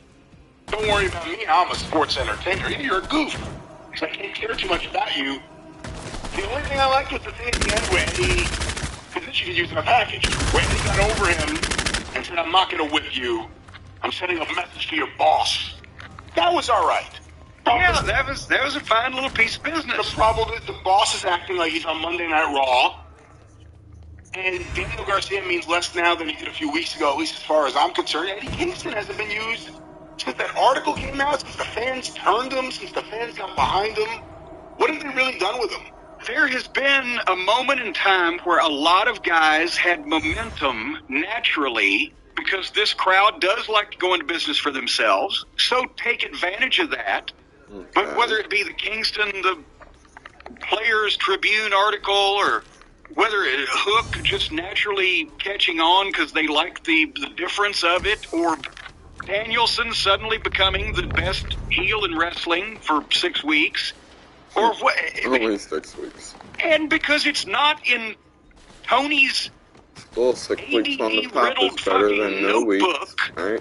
From when he was 17 years old and fantasized all this in his head, he's not taking advantage of these things. Because he doesn't... He reads the internet to find out what the fans want instead of listening to the fans in the building. That's the problem. Because none of these young people speak to each other anymore, talk, or engage personally. I mean, hey, it's highly overrated. I'm happy with no social contact because I'm retired in my old age. But you can't fucking book by reading people's reviews on the internet. Those aren't real people anyway. When you've got people in your buildings cheering the fuck out of something or booing the fuck out of something or somebody, go with those things. Again, you know, he decided 2 years ahead of time Adam Page is going to be a world champion because everybody said, oh, he's a future world champion. All the people that got him a job and all of his friends said that. So they do nothing to get him ready to be world champion, then put it on him because that was their intent. And there's 10 guys in the company that are more over. So, yes, I love planning ahead, but not to the detriment of everything. I mean, my God, do you think I would have made primetime Brian Lee our first ever Smoky Mountain heavyweight champion if I could have got Brad Armstrong or Tracy Smothers? Took my fucking gun. Or should have finished him with it. By the time that tournament came around, if they'd have been in the company, I would have changed the fucking plans. If Flair had taken Rick Rubin field, he still put the belt on primetime Brian Lee. No! A volunteer slam. No, you don't! All right, anyway, moving forward to the main event. There was a scripted argument between Jane Cargill, Mark Sterling, and Marina Shafir. Shafir. You know her name, Shafir. Shafir, I'm sorry, I couldn't remember. Because she's so memorable. And we had the weekly Mark Henry sighting for 20 seconds. So they come to this match now. And by the way, I mentioned that somebody said that they cut the live Kingston Garcia match from 20 minutes down to 10. Well, they had 13 minutes left on the air when this match started. Jane Cargill and Marina Shafir. So I said, I'm going to give them a couple minutes to see what's what here. And see if they can hook me. And by the way, did you see referee Aubrey has been in heavy training? She's looking in great shape. And the legs, boy, I'm telling you what, she might win it. I don't know. I have no idea what you're talking about. Ref Aubrey, it's almost the first Saturday in May. I think she's got a chance to run for the roses. What's wrong with you? Stop it. Haven't you noticed now that she's got the long ponytail and she makes the serious face? She sort of looks like Mr. Ed. She's a good rat. Wilbur. So anyway, Jane clotheslines Marina Shafir over the top rope. Shafir. And she goes for a dive, and suddenly Taz says, let's take another look at that. And they fly a replay in over the top of her clothesline, and when they come back, she's fighting on the floor. So I wish we had seen that dive. This would have been so much fun live to watch, but not on tape. Mark Sterling distracted the referee, and the baddie section, the baddies, beat up Marina. Marina is the babyface here, but never smiles, never acknowledges the fans, and just kind of prods on ahead.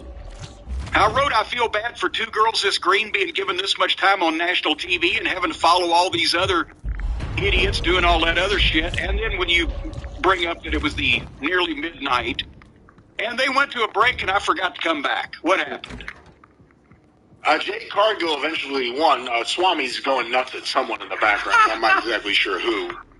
But is Swami upset at that finish? Was Swami in the camp of Marina Shafir? Marina Shafir. No, he's just barking at someone else. I'm trying to look right now to see who it is here on. Why don't they call her No Fear Shafir? I'm not sure why they don't call her that, but the other big thing was the celebration of the 30th victory. 30-0 for Jade Cargill. They dropped balloons from the ceiling. I don't know, maybe it was like money or something also. I'm not sure it was like those Young Bucks dollars, but it couldn't be the Young Bucks because it's her. But there was all sorts of shit flying around, and she celebrated like a big baby face. Can you imagine if they took Powerhouse Hobbs or several of the young folks that we've said, boy, why can't they get a shot, and gave them the pushes that they have given to Jane Cargill and Wheeler, Utah? Imagine what might happen. Right. And Jane ain't bad. Jane don't know. She's not rotten. Jane's not she's bad, actually, she's just for the time she's been and she's also in a the rich business man's and her wife. experience level, she is a good Why athlete. she's there, so she needs a job, everyone. So memorable and so classic. She's green, and I'm pretty sure she has no idea, nor you can learn from almost anybody there what the fucking wrestling business is, but she's not. She's been probably their most successful homegrown project. Her, maybe Wardlow. Wardlow's getting there, but Wardlow has not been featured as an individual until now, whereas they've actually, That's true. stuck with Jane. Way. Maybe it's the one thing they've stuck with from the start that might have worked out. No, look, she looks like a star. She carries herself like a star. Her promos are pretty good for what she's doing. I think this show is stupid, but whatever. Whatever makes her happy. Whatever they're trying to do with the baddie section, I'm not exactly sure. But she's trying. I mean, they rushed her to TV. I mean, that's just the act. And there was nowhere to send her. I mean, I guess trained a little bit here and there, but where are you going to send her? If you have someone who looks like that, do you just keep training him, or do you try to... It seems like Tony Khan would rather get her on TV, and let's try to get something out of her right away. Well, and that's short-sighted. I've always been against, well, let's try to get something out of whoever, put them on TV before they're ready, unless they're never going to be ready, and because of their striking size or visual look, let's get something out of it. But I've always, when you have good prospects, I've always rather have erred on the side of safety and keep them off TV a little too long at the start to make sure that they don't embarrass themselves when the people first see them because of the lasting first impression. But that's just going by logic and common sense and the history of the wrestling business, not by the conditions of today.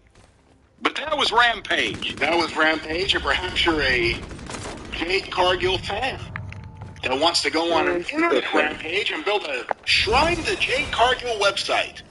You can develop those skills, those coding skills, with a certain friend of yours, Jim. Well, I've got some updated information, Brian, on this very topic, because, we've been talking about Code Academy for a number of weeks now.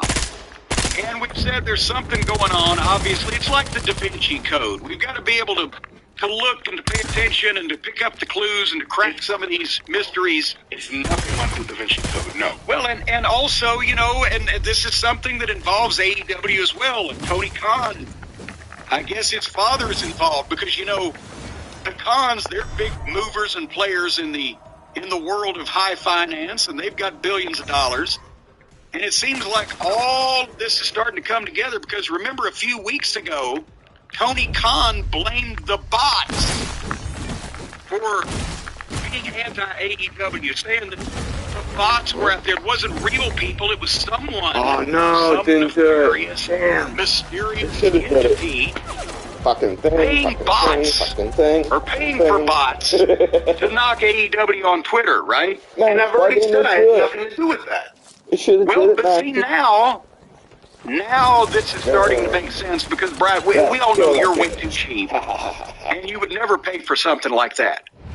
But the Code Academy people, the trails of breadcrumbs and clues that they've been leaving, the bots and the suspicion, it's all come together. I have an email. I can't reveal this gentleman's name.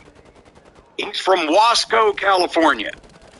And everybody knows that is a hotbed, like Silicon Valley area activity for all of some of this is conducted underground, where we're all going to be living when the lizard people take over. But nevertheless, Silicon Valley, yeah. Robert, I don't mean to give his name. I'll just say R from Wasco, California, says Jim. And of course, you're implied as well there. Quite often I hear you talking about the lizard people taking over the world as part of the Code Academy conspiracy. And the Code Academy is in the process of training bots. Now that is only the cover story. It's really the insectoids. And the masters of the insectoids are the bot flies. People. The bot flies are a real insect. They're training the bots. The bot flies lay their eggs on the reptilians, which then hatch. The larvae then burrow their way into the brains of the reptilians, forcing them to do the bidding of the bot flies. This actually happens with some species of wasps, and they become like remote-controlled creatures. That's what's going on. He goes on to say it's amazing what you can learn in a 4-year university. So now we know Code Academy is training the bots. No, we don't know that. They're not. Well, we are suspecting it now. We don't suspect that because they don't. They're training the bots because No, they're not. No, they're not. the insectoids and the masters of the insectoids are training the bots. And then the bots will then take over the reptilians with eggs, which then the reptilian lizard people that are taking over the earth will be controlled by the bots. So, folks, again, if you want to be on the right side of history, and if you want to be on the right side of being able to take care of your family during this trying time when the end days come, my God, you've got to get smartened up by Code Academy, because they're going to be the ones behind all of this. And right now, before the revolution, there's never been a better time to become a programmer, and you can learn to code on your own terms with Code Academy, because we're living in a fast-changing world.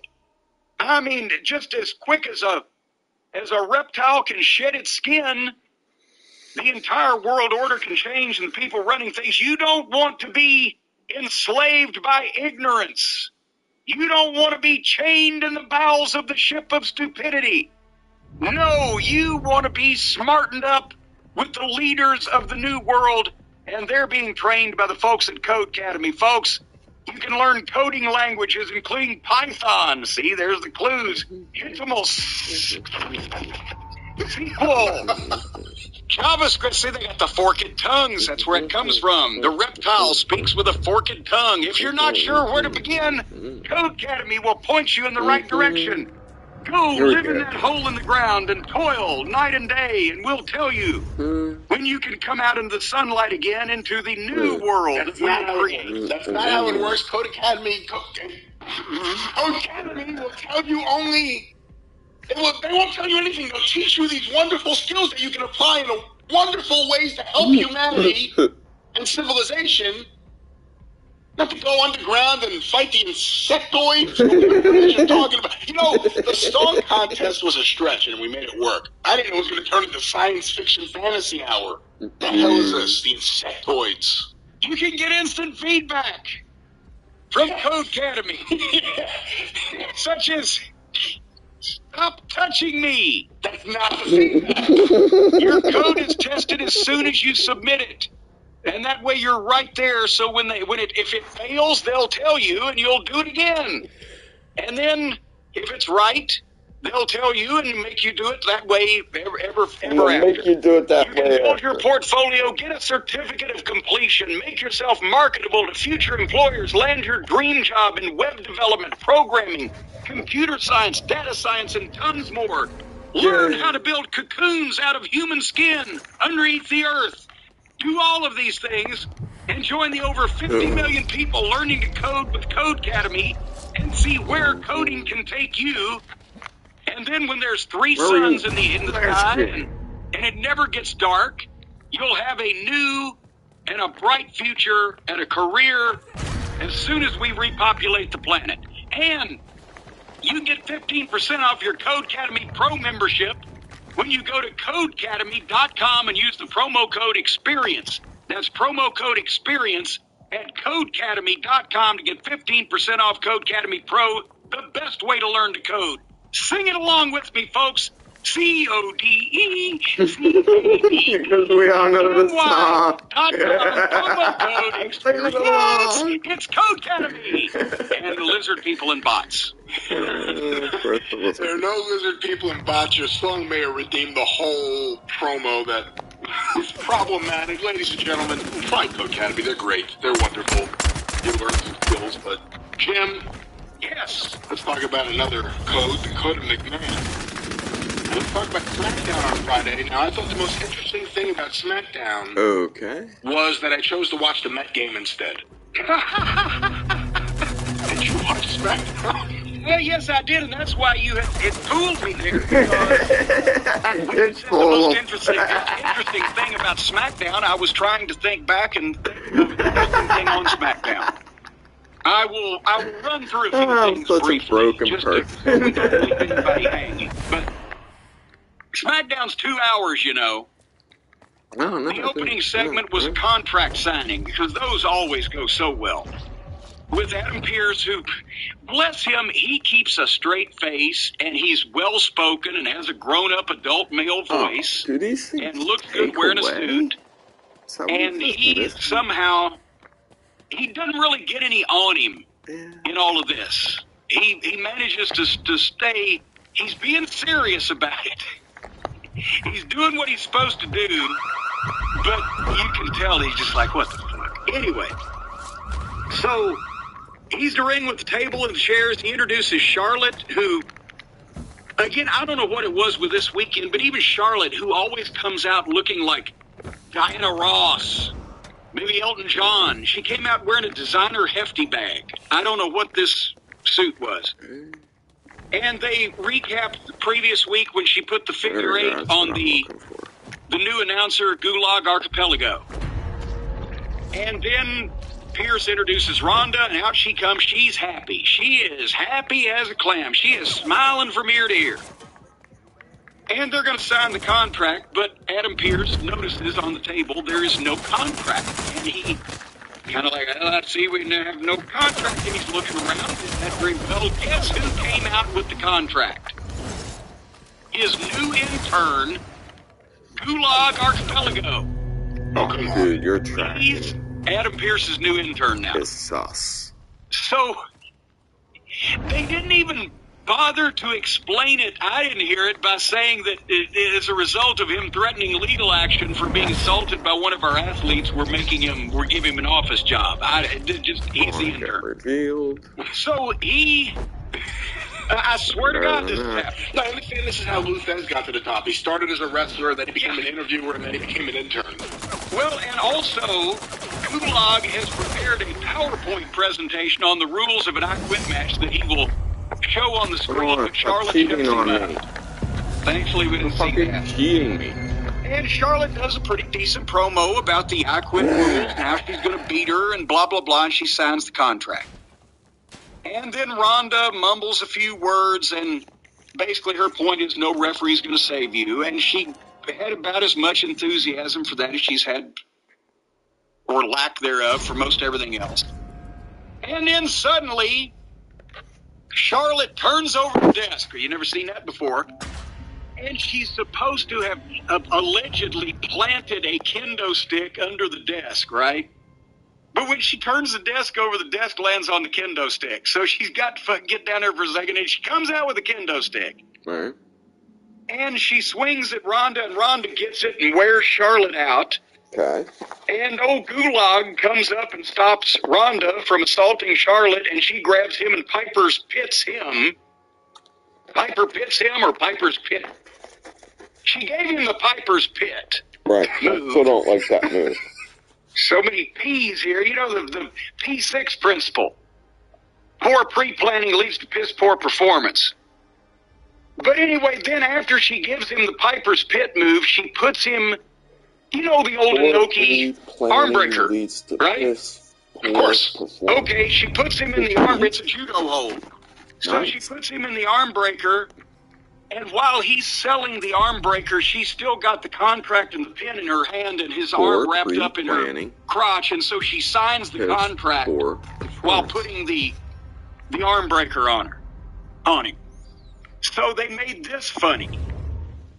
So now their two biggest female stars are going to have an I Quit match on the next pay-per-view, and they're doing funny, silly, fake business with a fucking announcer we've never even seen before. So for that match, does it have to be one of them that quits? Can we quit? I already have. I can't believe in 2 months I'm done with Ronda Rousey. What the fuck? It's like she's boring now. She's bored because she don't want to be there. You can tell something's going on. Got to turn her. Either that or they are completely not knowing or giving a fuck what she's doing. Up subtract shit. I don't know. Nice to know. So continuing with SmackDown, Xavier with Kofi wrestled Sheamus with Ridge and Butch. And then, actually, guess what the best pro wrestling match was of not only Friday SmackDown and Friday Rampage, but last night's Raw? Oh, I have no idea if it was on SmackDown. Based on where you are in the show, it'd probably be, was it Nakamura? No. Okay, I don't know. The best pro wrestling match on all three of those shows, because it was the only match that looked like a pro wrestling match featuring a pro wrestler with no stupid, silly gaga, was Walter versus Teddy Goods. I don't know who Teddy Goods is. Exactly. And it's so sad that Walter is like a space alien. He has landed here on this planet, a fully formed, talented, main event professional wrestler that could have worked in any territory in the business over any age or period in it. Alright. And he's all alone. And he ain't got the fucking plutonium nitrate to power his ship to get back home, so he's stuck here. But if you want to watch a pro wrestler, watch Walter. Of course, they're calling him Gunther. But Teddy Goods is some fat fucking pasty-faced guy whose job was get his ass kicked because they're trying to get Walter over. And from the time the bell rang and at the lockup, it was immediately obvious that Walter was the only pro wrestler that I'd seen exhibiting pro wrestling skills. Maybe there's some sports entertainers, but he would have been a massive star in any era. Bigger star than he is today because he's a wrestler and there aren't any anymore. But he kicked the shit out of this guy and beat him with a power bomb. And he manhandled him and his shit looked good and he looks mean and he looks serious. And it made sense, and this was the only real incidence of a pro wrestling match or somebody actually being better off image-wise, getting over, as they say, at the end of it than they were at the beginning. They don't give a lot of guys wins over job guys. I use that term, that's what it is. And they've been doing it now with Gunther or Walter for the last few weeks. What does that tell you about how they see him and how they may intend to use him? And when you look at this roster here, Roman Reigns is the top guy. Roman Reigns is a heel. Gunther has to be a heel. What are you going to do with him? I hope continuing this Twice. Come on. is refreshing. This is a It gag. takes 6 months to get a fucking guy over. Just put him on TV or every punk ass TV bullshit. every 2 or 3 weeks, Raw for a match every other week, and a promo every other week, or some bit of taped business, and just get guys over.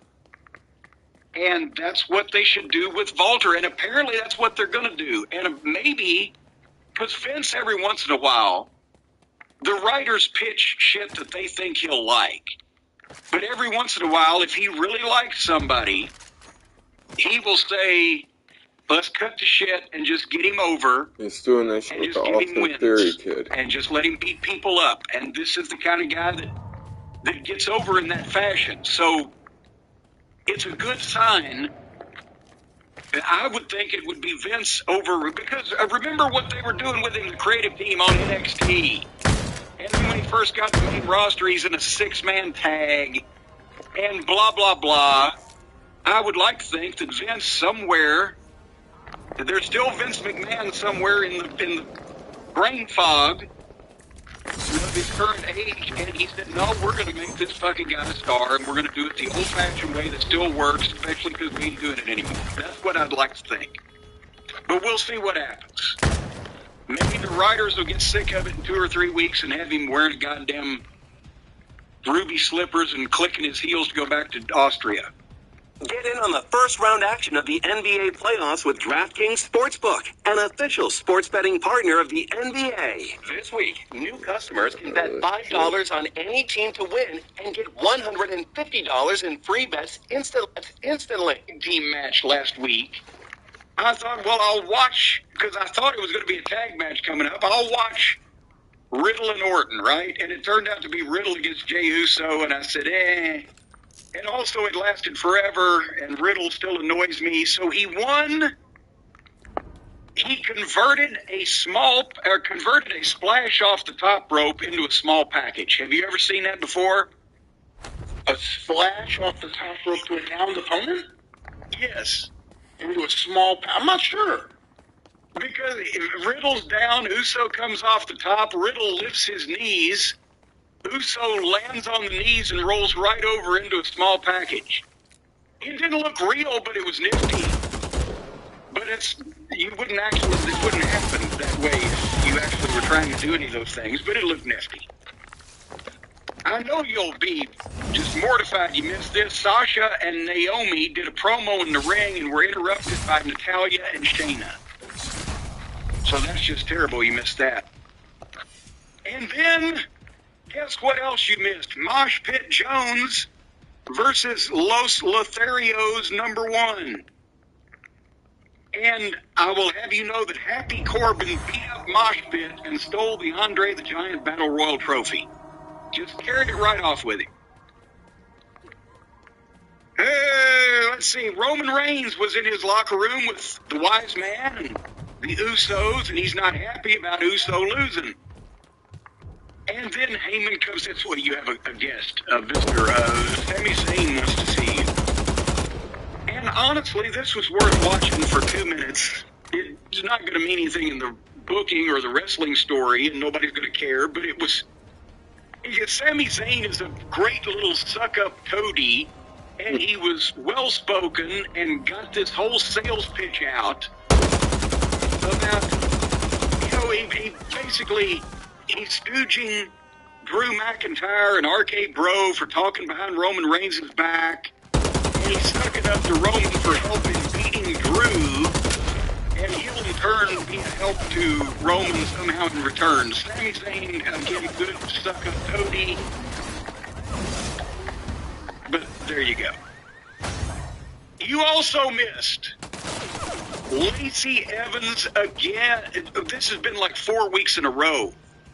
How much tragedy and heartache and mistreatment? I know it's all true. That's what the problem is. This is cringy telethon fundraising clip sad stuff. It's so fucking sad I want to quit watching the program. Because it's awkward and it makes you uncomfortable, as we've mentioned this.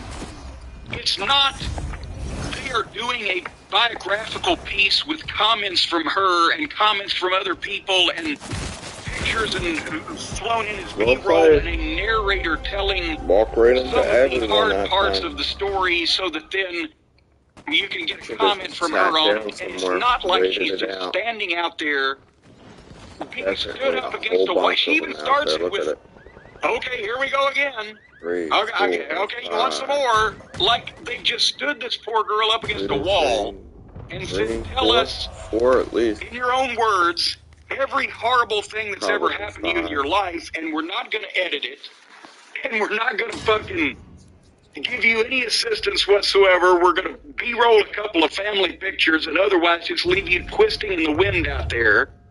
1 week would have been okay, 2 weeks maybe. Now people have got to be going, what the fuck, seriously? If this was such a sad story, why didn't they tell it before when she was out here with a fucking parasol wearing fucking Vivian Lee's hand-downs from Gone with the Wind? Army person or Marine or something like that.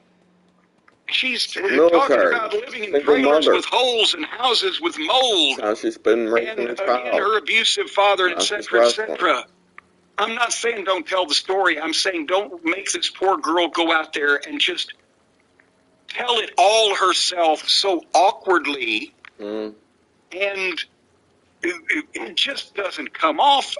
Brian, help me. How can I possibly verbally convey the discomfort of this whole thing that you feel for this girl, not for the experience that she went through, but having to fucking do these promos? I wasn't a fan of when Paul Heyman had Tammy sit down for that whole episode and spill her guts. No, that was taking advantage of her back before she deserved to be taken advantage of, quite honestly.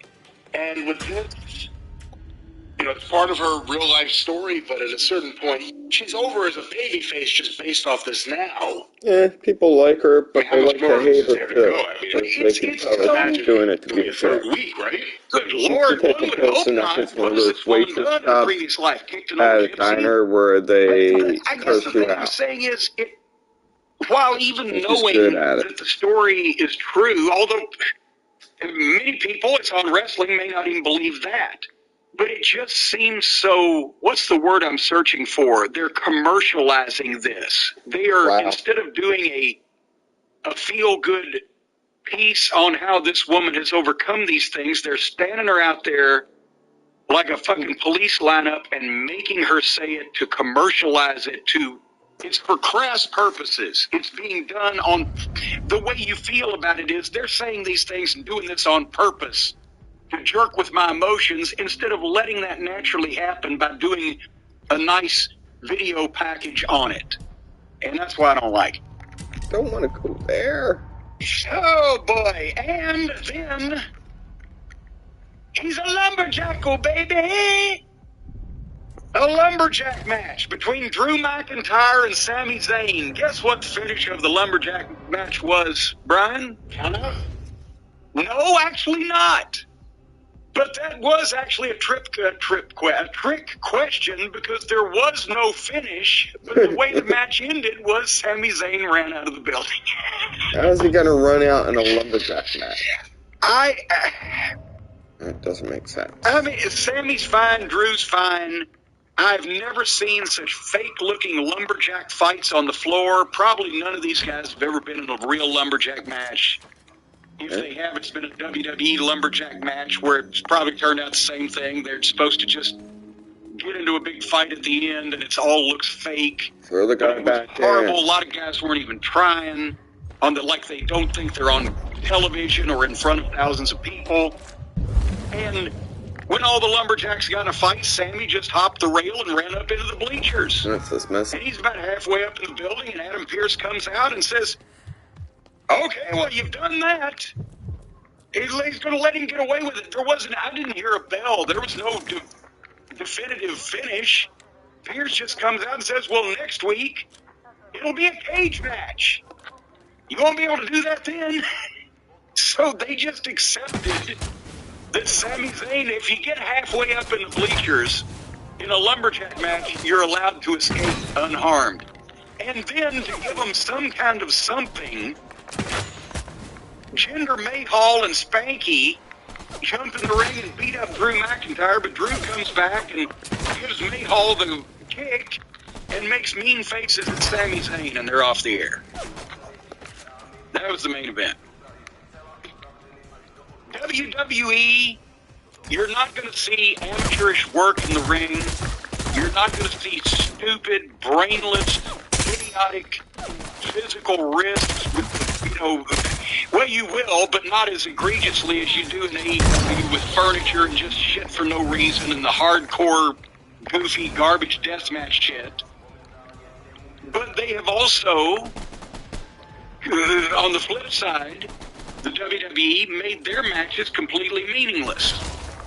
And their finishes matter not. And the matches are a break in between the interminable entrances and the equally interminable dramatic monologues that are presented. So, over in AEW, you're going to have, in some cases, really amateurish work and just stupid decision-making from goofs that have come out of the indies that don't know how to take care of their bodies and they have nobody in charge. Come on. And in the WWE, you're going to see quality professional work, but due to the creative and the way the whole thing is presented, it's boring because at least you're not watching somebody nearly kill themselves. Yeah, guys are good. All right. Yeah. Well, there it is, the pride of the Fox Network, WWE SmackDown. Is that it? Is that all we have for reviews? Well, there was Raw last night. Oh boy. It's always Raw on Mondays. That's because of all the use it gets on Sundays. But nevertheless, we've still got to talk about some things. And by the way, just since I know you're picky, if you hear some background noise, Another gravel truck has just pulled up and is spewing gravel out of a I can't believe chute I missed. on the back of it into the driveway area of this giant 17-car garage that my neighbor started last October, and it's still being constructified. So I can hear it, yeah. disregard the giant oncoming convoy of Jesus Christ, trucks really? with gravel and now it's driving through my fucking front wall. What the hell? The whole house is shaking. This is a goddamn giant garage over here, I'll tell you that this guy's got built, but listen to this. It's coming one right after another. It looks like what was that? The Die Hard movie where they were fucking stealing everything out of the Federal Reserve. It's just truck after truck. All right, go ahead. All right, well, before we get the truck out of here, let's talk about Monday Night Raw. Now, maybe I know you, maybe I don't, but as I was watching this show, and the Mets were on with Max Scherzer on the mound, and I was getting tired because I was watching Raw, I realized I don't know if Jim's going to watch this whole thing, because I don't know how anybody could. Yeah. So I saw some of Raw. How much of Raw did you see? Too much. I didn't see all of it. But I skipped parts on purpose. But I did see the can we say quote-unquote high points? I don't know if we could say that. Well, let's let the people be the judge. The people in the cult of Cornette, let's limp them be the judge. You know, it was Randy Orton's 20th anniversary. He debuted on Raw 20 years ago at the end of April 2002, straight out of OVW. And look where he's gone from there. The same place. He's gone nowhere. He's been in the same place for 20 years. Poor fella. They did a great video for Randy Orton. Did you see that at the top of the big celebration? I did see the top of the show, yes. And then he had his best friend in the whole world, Riddle, NFI Riddle, or NFM Riddle, no first name. He's surrounded by...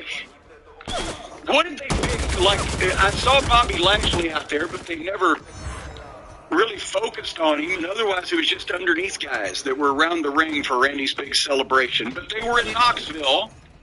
He was born in Knoxville. Bob Orton Jr. was working Southeastern Wrestling right before the big split in '79. That's when Randy was born, when he was there. I was going to say, what month was he born? Was it before the split or was it after the split? They were still in Knoxville.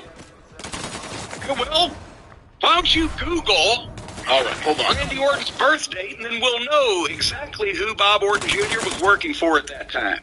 Randy Orton was, according to this, he was born April 1st, 1980, so... Aha, so it was while Orton was with the Poffos and ICW. Because he stayed in Knoxville. He was already living there, and Eastern Kentucky wasn't that far, and then... He was one of the first ones to, along with Roop, to bail out and go to Mid-South in '82, right? That's right. But anyway. In 81. In 81. Almost 82. Almost 82. It was the one right before 82. It was very close. I hate to be corrected. Anyway, Randy Orton did a really good, real promo as himself with no mental issues or... conflicts in his good or bad or evil side or whatever. He was being himself, and he thanked everybody and did a nice promo. And then Riddle introduced, of course, they're inextricably linked with each other, his best friend Cody. So Cody can have the big entrance and come out and give the big hugs. I know we weren't watching a lot of WWE before Cody left in 2016, but did he and Orton have extensive interaction? I think when Cody first came up to the main roster, wasn't it Cody and DiBiase Jr. as part of Orton's little group at the time? Ah, it may have been. So they get a big moment there. And then suddenly Seth Rollins is there in a green suit. And he interrupts the whole thing and said, "Don't trust him, Randy." And Seth comes in and does what Seth does. And he's swimming and swerving and laughing and cackling and whatever, and this kind of got hard to watch at this point. And then here comes Ezekiel, a.k.a. Elias, and he jumps in the ring with a microphone. I guess they just got an endless supply of microphones. Since nobody's in charge of this from the promotion, it's just the talent being left to do what they want. So Seth is puzzled as to who Ezekiel is, and here comes Owens, and he's freaking out because he's now being driven to distraction over Ezekiel, calling himself Ezekiel instead of Elias, because everybody knows it's Elias, but nobody will admit it's Elias, and you see where this is going. And I said, I'm about to give up on this. And then here came the Usos, and they're getting 16 minutes into this segment, and here come the Usos. And then here comes Adam Pearce, and he makes an 8-man tag team match for later on tonight out of this bitch fest that they've been having with each other, where it'll be Seth and Owens and the Usos against Orton and Riddle and Cody and Ezekiel Elias. He needs a new name. How can we join Elias and Ezekiel? Ezekiel? Isaias? Anyway, so for the holy shit end of this moment, Owens punches Elias, and Orton RKO's Owens, and everybody else either just stands around or leaves. 18 minutes. Your thoughts? I mean, Monday Night Raw, this is what they do. It's like Vince McMahon Playhouse more than it's professional wrestling. And it's people acting like children. I will say, to his credit, Seth Rollins' character is starting to cross over into being so stupid that I'm entertained by it now. Because now it's just preposterous. And you said there were different people at ringside. It was like 1980s WWE. It was so silly. They show over here, here's this person in character, here's Queen Selena waving to the people. And then there's Seth Rollins just sitting there in his fucking suit, and he has a microphone for no good reason. And then he just gets to take over the segment. He's so ridiculous, and he's so committed to it. Look at how committed he is to being this buffoon. Oh, he needs to be committed. It's astounding, and it's crossed over now. Now, it goes too long every time. But now there's a moment every one of his segments where I'm like, this guy's so fucking dumb. I love this. And then it goes on too long. Well, fortunately, we were able to make up some time in the air like an airplane pilot, because the next bit of business, Bianca Belair. It's her hometown, Knoxville, Tennessee. The people are excited to see her, right? And she's going to take on Cruella DeVille, and they've been having this back and forth for the past couple of weeks, whatever, and Cruella's back in the ring now. So they start the match. They go less than a minute. They go to the floor, and Bianca throws Cruella over the announcer's desk, and she's counted out. Okay. What the fuck? But then Cruella gets mad. No. We're going to restart this, but we're going to have a match with no countouts. So Bianca jumps back down, and they have an awkward fight on the floor. And then Cruella hits Bianca with a chair and gets disqualified in a minute. And then she gets mad and restarts the thing with no disqualification and no countout. And here comes the Zelina and Carmella, and they go to a break. And when they come back, they go, was it another 2 minutes? Maybe. With Zelina and Carmella just in the ring helping out willy-nilly at random because it's no DQ. Lazy booking. And then Bianca makes a comeback and beats her 1, 2, 3. They had 3 matches at a combined total of a little over 3 minutes, not counting the commercial break. So that was a wonderful way to showcase Bianca Belair in her hometown with the hot crowd, didn't you think? I only saw a little bit of this and I was out. Again, as I said before, Matt Scherzer was on the mound. I was going to go watch the Met game. And I was checking out a little bit of what was happening. I was impressed by being her hometown. That was actually one of the cool things. The fact that it was the town Randy Orton was born in, was her hometown. I saw that he came backstage. I don't know if they ever brought it out. He never came out in good thing. People probably be throwing rotten eggs at him now. Revealed his true colors. That's right. Weak I sauce. didn't really see too much. Wasn't interested. As soon as I saw Sonya Deville, whatever it was, because she's been that lame authority figure. I don't know what she's been for a while. I just wasn't interested in this at all. She hasn't even been a lame authority figure. It's an unbelievable authority. If she had been an authority figure and then suddenly, had the problem with one person and tried to get by with jacking them around without being obvious about it, and then finally gets found out and relinquishes her powers or whatever that, but it was just on and on. She was actually doing both. She was being obviously biased and unfair and heelish while still week after week after week holding that position. It got a little meh. Did you see Edge and Damien Priest in the dark? I did see this. This is ridiculous. But you know what? It's the House of Black. It's the House of Black. But it's better, because Edge can talk. I'm telling you, Edge is doing a great fucking verbal job with this. His delivery, it may not be great material, but his delivery. That's right. One character can He go knocked invisible the current when they mayor of crash. Knox County. He did a little Andy Kaufman Southern accent to mock the hillbillies. And and there's plenty of hillbillies in East Tennessee, because there's plenty of hills. I liked Edge's adaptation of this lame material. I'm just telling you. What do you think happened? Legitimately, do you think he saw the House of Black and kind of wanted to do something similar? Do you think he had this idea in his head for a long time and he was getting ready to do it, and all of a sudden the House of Black shows up and he's like, I'm going to do it anyway? Probably the latter, because I can't see anybody seeing what the House of Black has done with the House of Black and thinking, I got to do this. So, and I mean, it's the Undertaker lighting colors. He's been in the Edge on the dark side before with the Brood. Yeah. It's not a stretch. They didn't just take goddamn Shelton Benjamin and say, all of a sudden you're a fucking malevolent, occult force. Where are these segments? I mean, when he calls Damien Priest in the morning and Damien says, hey, what's the plan for the day? Oh, Priest is fucking stopping me up. Where are they? Exactly. Well, it's like all the Awesome.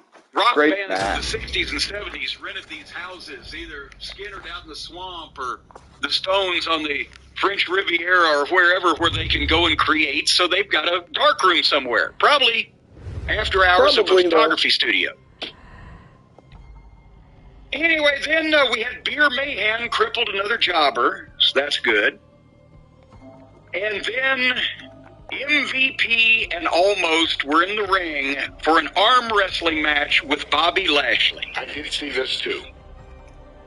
Okay, first of all, MVP does a great promo, but Jesus Christ, he's not Merlin Magician. And they've given him, and I still don't know whether they are just trying to steal a pay-per-view off of Almost, but no, they can't be, because if they were building him up to steal one, then right after the theft takes place, there's where you beat the guy convincingly, and he's got to look unbeatable before that. Well, they've not only beaten this guy, but now they beat him arm wrestling. So I don't think they're trying to steal something with him. I think they just don't know what the fuck they're doing. If they arm wrestled, it wasn't Don't know what I'm doing. exciting. It wasn't tension-filled. There was no miraculous comeback by Bobby Lashley. Almost had a little bit of advantage, and then they were neutral, and then Bobby just... he just beat him. He beat the giant arm wrestling. And I'm not saying that Bobby Lashley can't win an arm wrestling contest against any human. Look at him. But for the purpose of this exercise, he beat him in a match that wasn't good. But then MVP comes out, and MVP turns on Lashley and says, I made you, and now I'm going to make Almost. And so the excuse for Almost losing that match was that he didn't have a manager to guide him.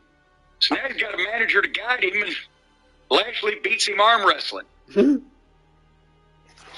is there any type of contest Ashley don't need no damn manager anyway. Matchup or any Trying to rules find of anything roles that for they can MVP actually let because MVP almost has dirt win on McMahon. something. Just for the sake of it. I'm not sure what they're doing with him.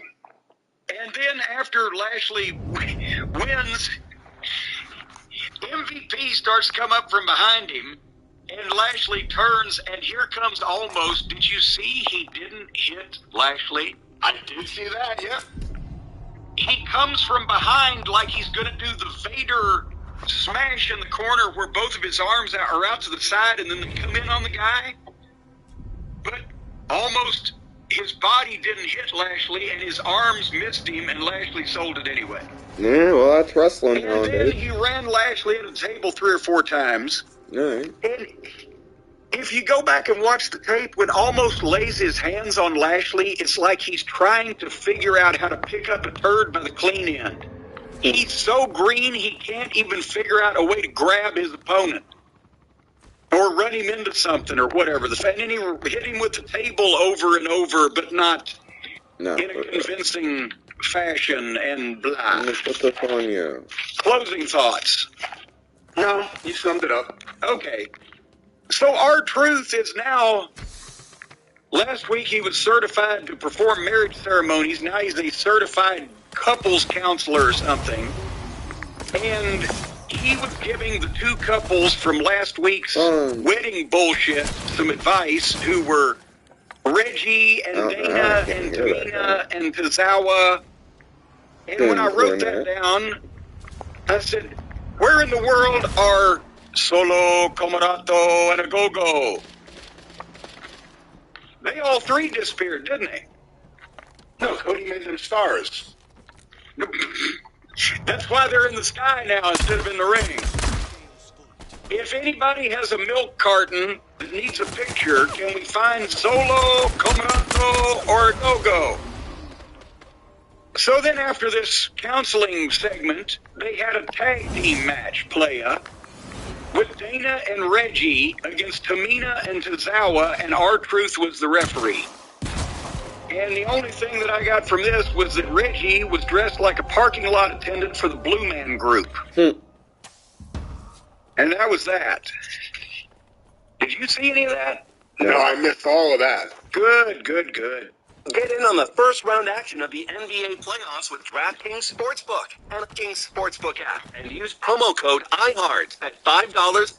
And she's missing her championship and her belt, and here's another talent that has proven that they can talk and has proven that they can have good matches and that people care about them. And she was given this scripted, dramatic performance that she has hit rock bottom, and she was raving. But then she realized, wait, if I've hit rock bottom, I've got nowhere to go but up. And she's raving about her comeback. Alright. And just as I wrote, what the fuck is happening here? She's, instead of a pro wrestler, she's playing fucking the Betty Davis part and whatever happened to Baby Jane. When suddenly music hits, and here comes Oscar. Oscar's back. Oscar. That's what I said. No, you said Oscar. It's Oscar. Well, she's back. Yeah. And what it has to do with this goddamn situation we're currently involved in, I have no idea. But she interdances like Seth Rollins, only even more over the top.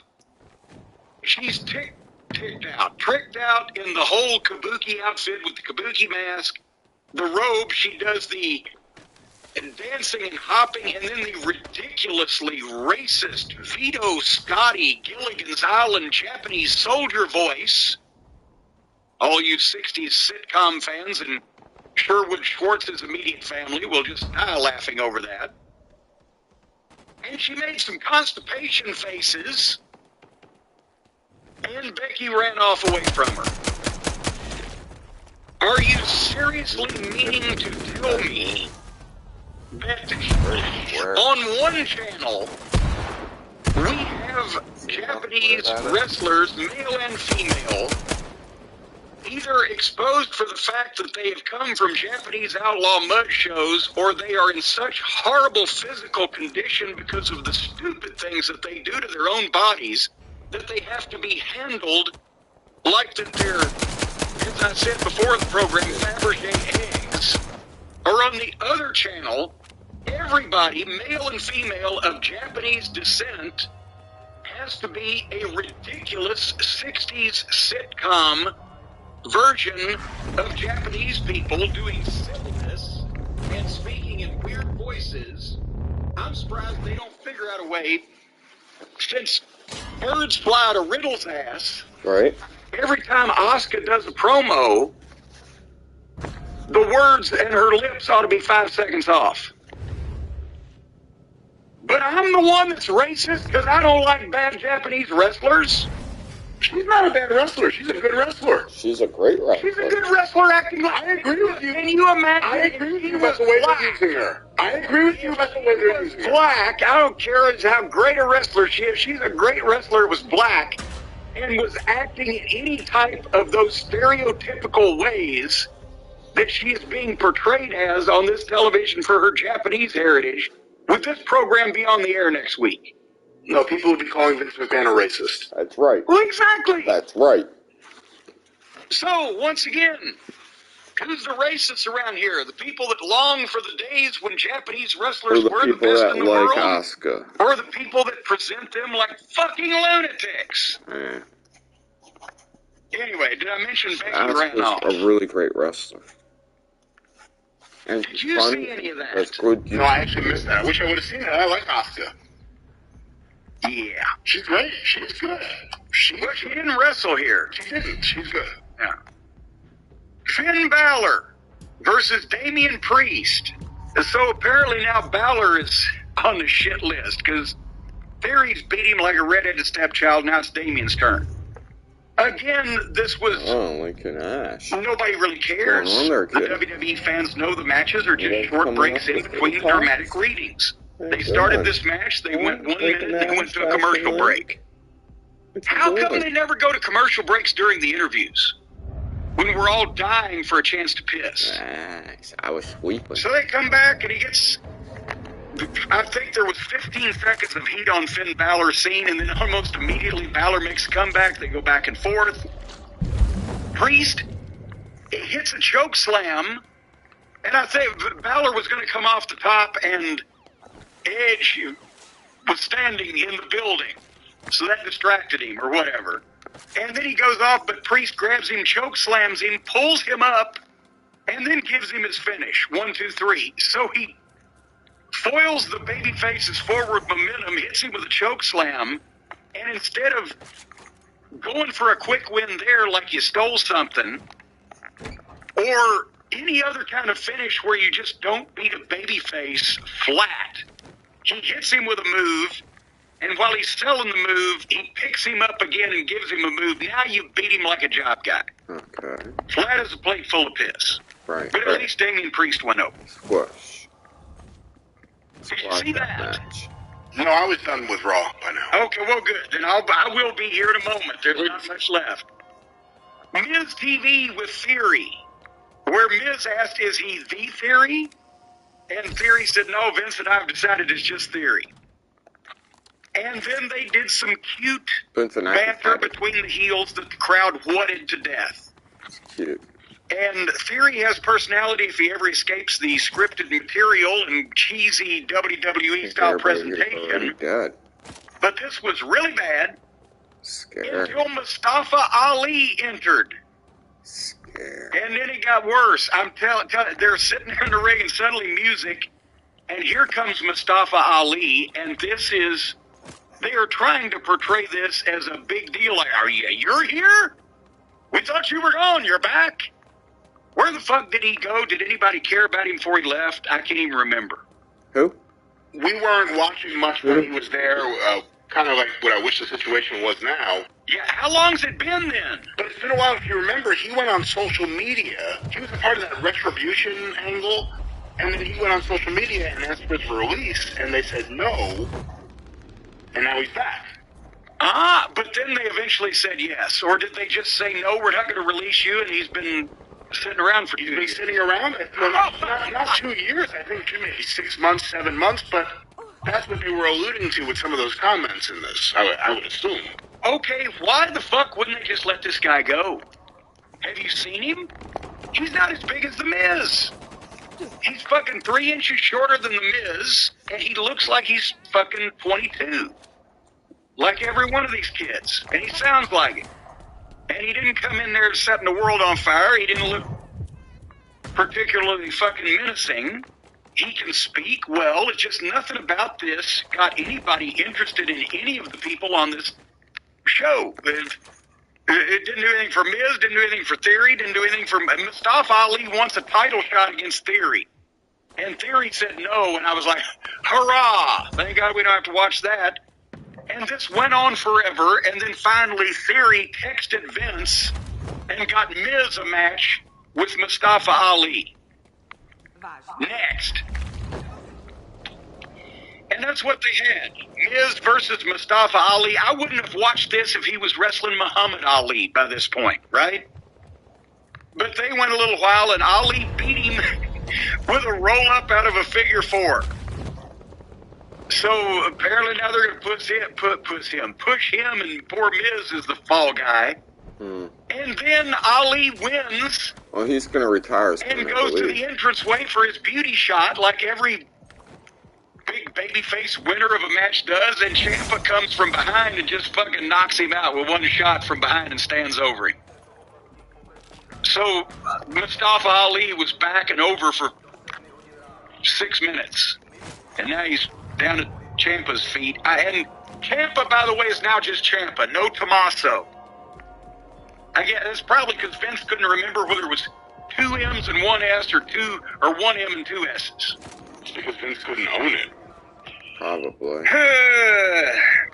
Okay. Is that it? Was that the end of the show, thankfully? Hopefully? No. Why are you watching the So show? quickly, because it was getting worse, and I just had to make mention of it. Rhea Ripley came up next, though. I'm okay. Don't I'm turn away watching from a Rhea car Ripley. I crash. just paused it, turned the sound off, Watch that. and the show got better.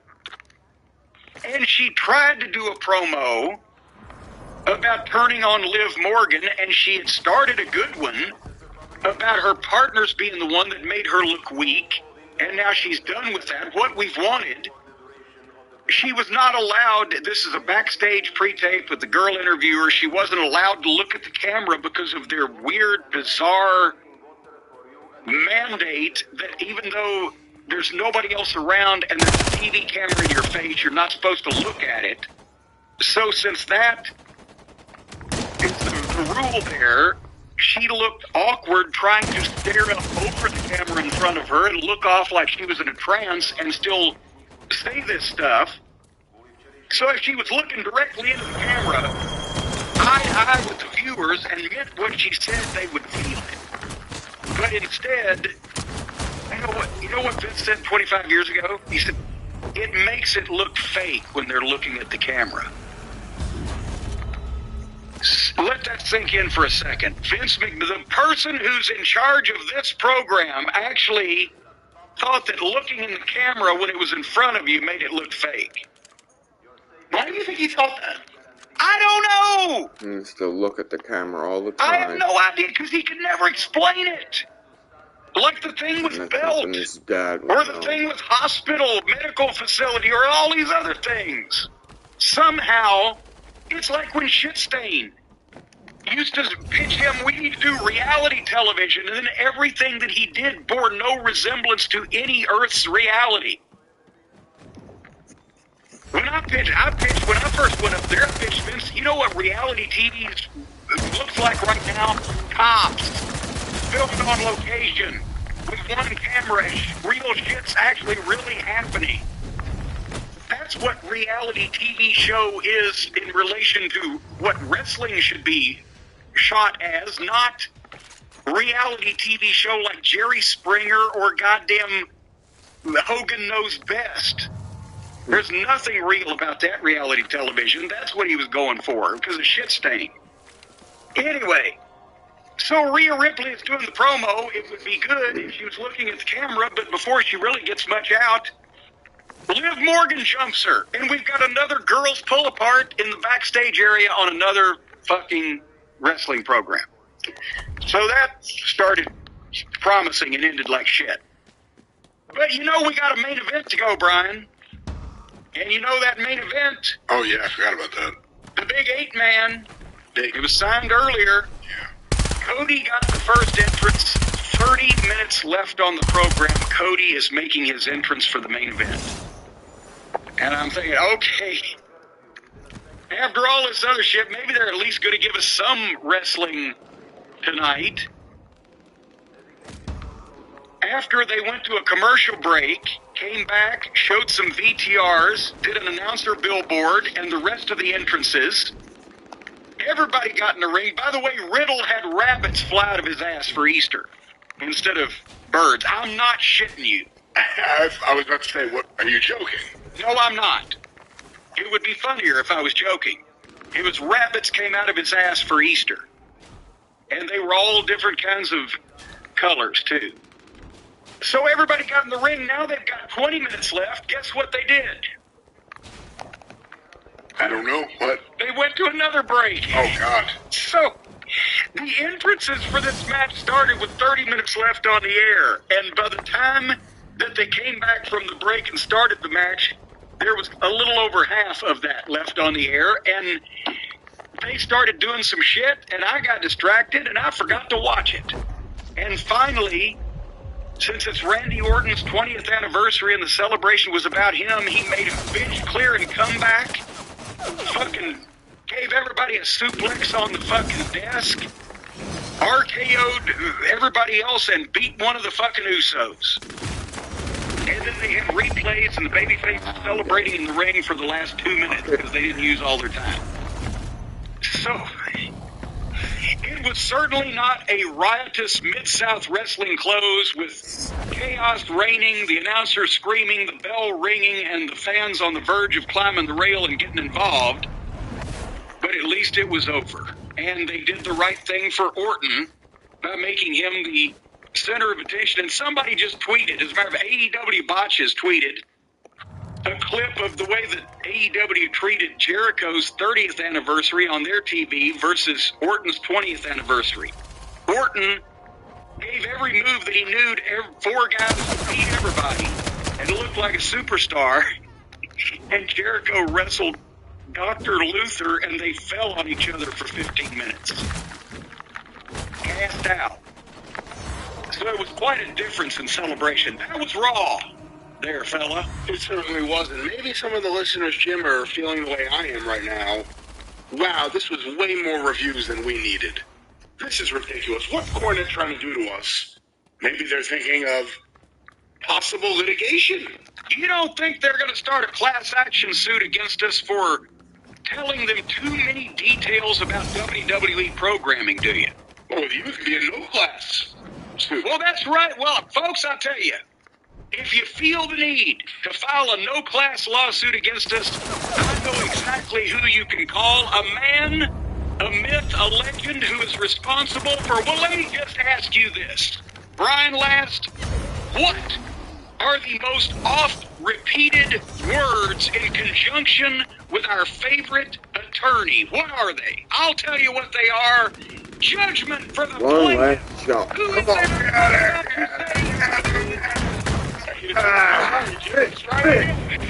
Let's go.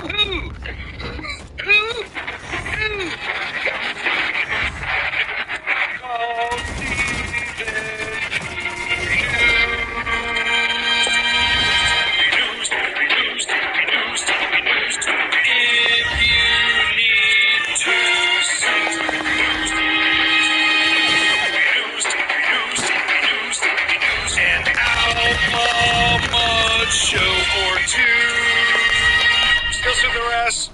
Yes, and he won't jump the gun either, like some people do. You know, a lot of people are saying, well, what are the statistics, Jim Cornette? Can you prove that Stephen P. New at newlawoffice.com, Yeah. 888-692-8484. Can you prove what you say about this man? Well, let me just direct you to the aforementioned website. Let me just direct you to the details. Where do you know, Brian? You may not even been aware of this. Since 1998, when Stephen P. New, after he was born in a small log cabin on the outskirts of Beckley, West Virginia, had grown up and educated himself and gone into the legal profession. Since then, this office, this man, this myth, this legend, this crusader for right and justice, his office has won over $42,300,000 in personal injury and wrongful death case settlements in the aforementioned 24 years. And at the same time, concurrently even, $33,700,000 won in judgments in employment and wrongful termination and or product liability cases. That is a total 76 million bucks just in those cases that have gone to the innocent victims of this horrible misrepresentation and et cetera that they've been victims to, thanks to Stephen P. New and newlawoffice.com. And did you know, by the way, Brian, did you know that they have many areas of practice? Personal injury, sexual assault, wrongful death, sometimes even a rightful death. Even if the guy deserved it, you can still get a judgment. Employment, wrongful termination, workplace injury. And I'll tell you what, the employment because cases. you're giving people Now, these wrongful things when you termination get the is one phone, thing, you're but also when he can get removing you your paid play just because cards somebody was and your stupid enough to give you a job, that's a great lawyer. And by the way, folks, around the West Virginia area, and they're neighborhood attorneys. Even though West Virginia is a big place, they're neighborhood attorneys. They like to help the people. That's why they're philanthropic for their fellow West Virginians with scholarships and humanitarian projects and causes, local charities feeding the poor, bike helmets for children, all of this and more. They sponsor local sports, the arts. It's an amazing bunch of people there at New Law Office. You got to be a part of it. If you have any problems or issues, 888-692-8084, newlawoffice.com. Stephen Peter, I mean, they're going to really anoint him, Brian, soon.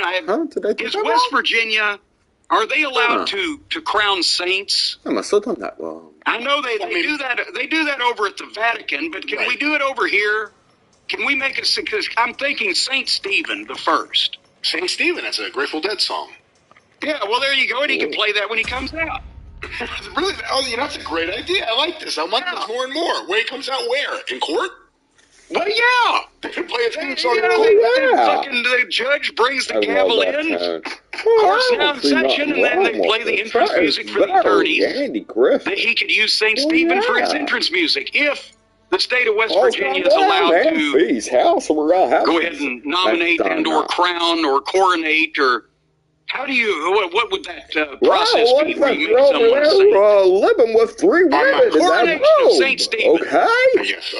Newlawoffice.com at 888-692-8084. Coronate a king and a queen. I don't know if they coronate a saint. I'll do my best. You crown a king in checkers. You coronate a king and. All right, well, if you're getting checkers into this, I wasn't. My mother used to crown me every now and then if I got out of hand. Oh, come on. Did she use a weapon or she use her limp hand like Eddie Kingston? Well, no, I wish she'd used her limp hand like Eddie Kingston. She used to use a fly swatter sometimes. That wasn't fucking fun, I'll tell you what. Grab a gun. All right, well, let's get away from Mommy Dearest. Grab a gun. Get two hits. Put some questions here. No wire hangers. No wire hangers. No wire hangers. Why is it so hard to hit headshots? Well, because they can pogo around like crazy. Audio? I've heard of it. Apparently, Brooke Hogan was interviewed by someone. I'm not sure who this man is. I'd like to give him credit. Okay. But let me play this. We'll talk about it on the other side. Here's Brooke Hogan being interviewed. Funny because I was talking to Brittany Page, actually, Diamond Dallas Page's daughter. Right. And, we were like, why isn't there a wrestling union? Why? And I gave it a Google, and I don't really want to dive into that. But Well, I think there's one reason, isn't there? there's one reason. And his name is... I don't know. I have no idea who you're talking about. Okay. No, I just, it's funny because... Why don't we stop at Oh this? my God, do you think she doesn't know? She doesn't know. Again, for those of you She knows, wondering, but she is we'll get your not thoughts on gonna this. cry. When Jesse Ventura sued Titan Sports, Vince McMahon admitted under oath that Hulk Hogan was the one who, as the wrestlers would say, stooged him off. Yes, Right took him off. into the union. Before WrestleMania 2, ruining the hands of Daddy a did potential it, wrestling baby. union. Daddy Because changed Ventura wrestling. had gone to pretty much the entire locker room, and this was the chance if ever there was one. He told everybody his stance was, Vince has got so much money, so much promotion wrapped up in this, the big show, it'll ruin him if it doesn't come off. This is the only time we've ever had leverage. It's now or never. We all need to say we're all going to walk out in mass unless he gives us a union And he and ratted. bargaining and all that stuff. And fucking Hogan immediately ran right back and stooged the whole thing off, and Vince was warned and was able to subvert that effort. So, and dude, I'll fire all that's of when you. Jesse and he started getting on the outs, and then finally, not long afterwards, that was the end of that. But Hogan, under oath testimony, was the stooge, because he was the one guy that was going to be the star regardless, the one guy that didn't need the union, the one guy that he knew the company was going to be built around him, and he figured if any of these other guys fuck this up, it'll be bad for me even if it's good for them, and off he goes. So, yeah, then Brooke Hogan says, I think we should have a union. And I'm like you, that guy needs some credit to say that. Well, there's no union in wrestling because of one guy. You know who he is. Your fucking father before you were born, you goofy twat. He gives her a look, too, which he says she he looks at her like, what? Oh, boy. It is the thoughts of Brooke Hogan on the unionization of professional wrestlers. Let's get another question. I wonder what Lacey Von Erich thinks about it. Get them all together, get a panel Get discussion. them all together, have a round table. All right, let's get a little more serious with this next one. Several people sent this in a couple weeks ago, I think. Or about 10 days ago. Leave her alone. And it's not a unique story nowadays, but this was public. Jim, did you see recent tweets by Liv Morgan about, I guess we could say, fan impersonations? Oh, actually, I saw a story including one of her tweets. I honestly don't follow Liv on Twitter. I hate that, I just don't have time. I would otherwise, but apparently she tweeted, "Do not give me any money," to the fans. "Do not believe it is me. Somebody has been going around impersonating her and asking fans for money." And did I hear one guy either sold his house or lost his house or mortgaged it or did something to give the supposed Liv Morgan money, and it's not really her? Then give me the details. Well, here are the two tweets from April 16th. Liv Morgan on Twitter at "Ya Only Live Once." Guys, I've been sent so many emails of horror stories about people making fake accounts and emails pretending to be me and asking for huge amounts of money. This really makes me so sad. Please don't use my name to con people out of their hard-earned money. Please, please, please. A man sold his home and lost everything, thinking he was helping, quote-unquote, me. This has me so sick. Please know I would never reach out to ask any of you for a single penny. I'm so sad. Please stop. And I can see why that would make her really upset. I mean, it's a horrible thing to be hit with, the idea that some guy may have lost everything thinking he was helping you. Okay, but let me play devil's advocate for a second. I would be way more upset about a guy that lost $200 because he thought he was getting a autographed pair of boots or a tights or something, or Who is literally going to sell their house and lose everything to send it to a celebrity that they've never met in person that is obviously not doing that bad, or else they wouldn't be on fucking television currently? If there's something going on, but that's one of those people that actually does believe that the $35 million from Indira Gandhi is going to be bestowed upon you through this international bank transfer if you just send us your information. And so that needs to be a criminal prosecution, doesn't it? And if Liv Morgan knows about this and knows it to be factual, then doesn't she need to contribute whatever knowledge she has to the police? Or is she just goes, oh, sorry, pal, it wasn't me. I really feel bad for you. Are they going to find this fucking guy? I gotta figure that's already all in progress right now. I'm sure she's spoken to the authorities, yeah. Well, then I would have put that in. Hey, you no good gum-bumping sacks of snake feces, you're going to goddamn impersonate me, and you're going to fucking steal money from people? Well, let me tell you something. We've already got the cops on your ass, and we're going to fucking put you under the jail. You're probably instead of, oh, please don't do this. Against that. But, again, regardless of who it is, you see sometimes, you've seen the horror stories of some of people in the wrestling business who maybe what? Yeah, we're going to come over Tuesday or whatever their personal issues are, and they're trying to sell shit online to people, and sometimes that doesn't work out well. That's horrible, and it's bullshit. Okay, I'll try to be ready. When you're obviously looking at someone that's on a weekly recurring role in a television show, and they've just picked you that they've never met before to tell you that they have money problems or health or any kind of problem and need your help, how stupid do you have to fucking be? And how could that really... How do people with that little sense get that much money? I'm not taking up for the con man here, but I'm saying, Jesus Christ, I can understand losing a few $100s or even a couple of grand in some kind of merchandise scheme or whatever, but, oh, I'll just sell my house. Liv needs it more than I do. I think that guy needs a fucking extended stay somewhere and be closely watched. Needs an extended stay. Get in on the first round action of the NBA playoffs with DraftKings Sportsbook, an official sports betting partner of the NBA. This week, new customers can bet $5 on any team to win and get $150 in free bets instantly. Download the DraftKings Sportsbook app and use code IHEART only at DraftKings Sportsbook. Must be 21 or older. Pennsylvania only. New customers only. Minimum $5 deposit. Restrictions apply. In partnership with Hollywood Casino at the Meadows. See DraftKings.com/sportsbook for details. Gambling problem? Call 1-800-GAMBLER. All right. Well, let's get another question here on the show. This one, Jim, sent to CornyDriveThru@gmail.com. There's no name attached to this email.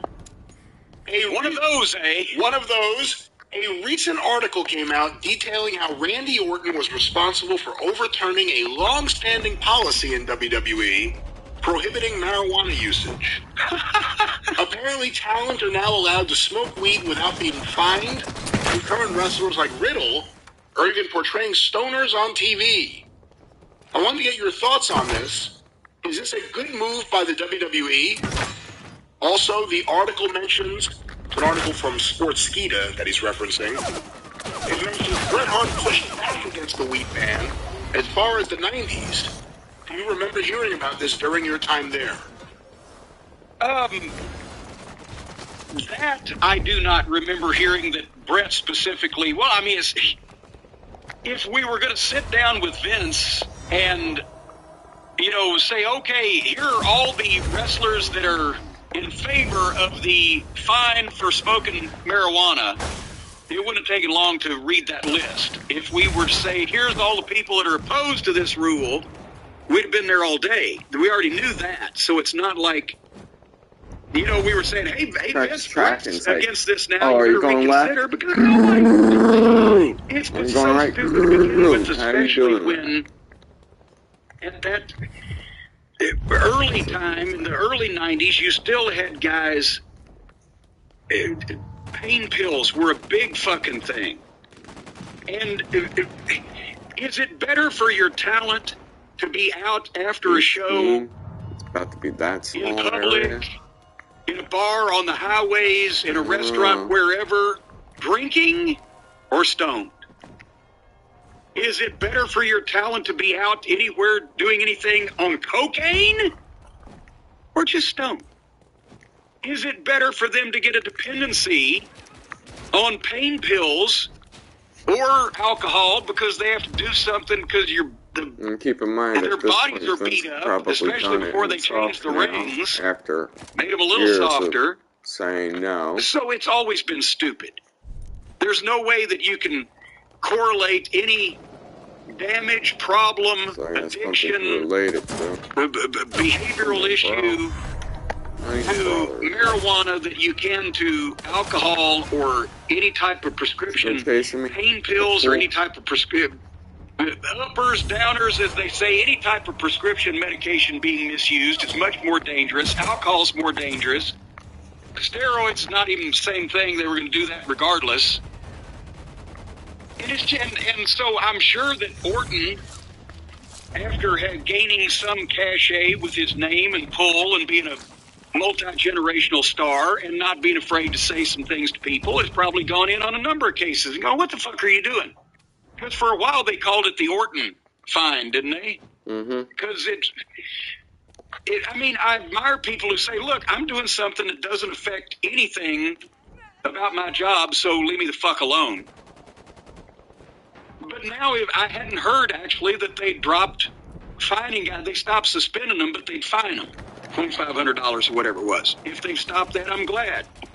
Of course, now these guys, they probably wouldn't be on a lot of pain pills anyway. I bet you they don't drink a lot because it's up past their bedtime to be out at a bar, the new kids, but it would probably have been a benefit more to the guys and playing video games back 20, 25 years ago, that it would save them a lot of grief in other ways. So I'm glad that if that has happened. But, you know, again, at this point, how can they continue to say, well, we're going to fine you, you know, X amount of money for doing something that in some case, depending on where you live, is not only legal, but you have a prescription from your doctor to do it.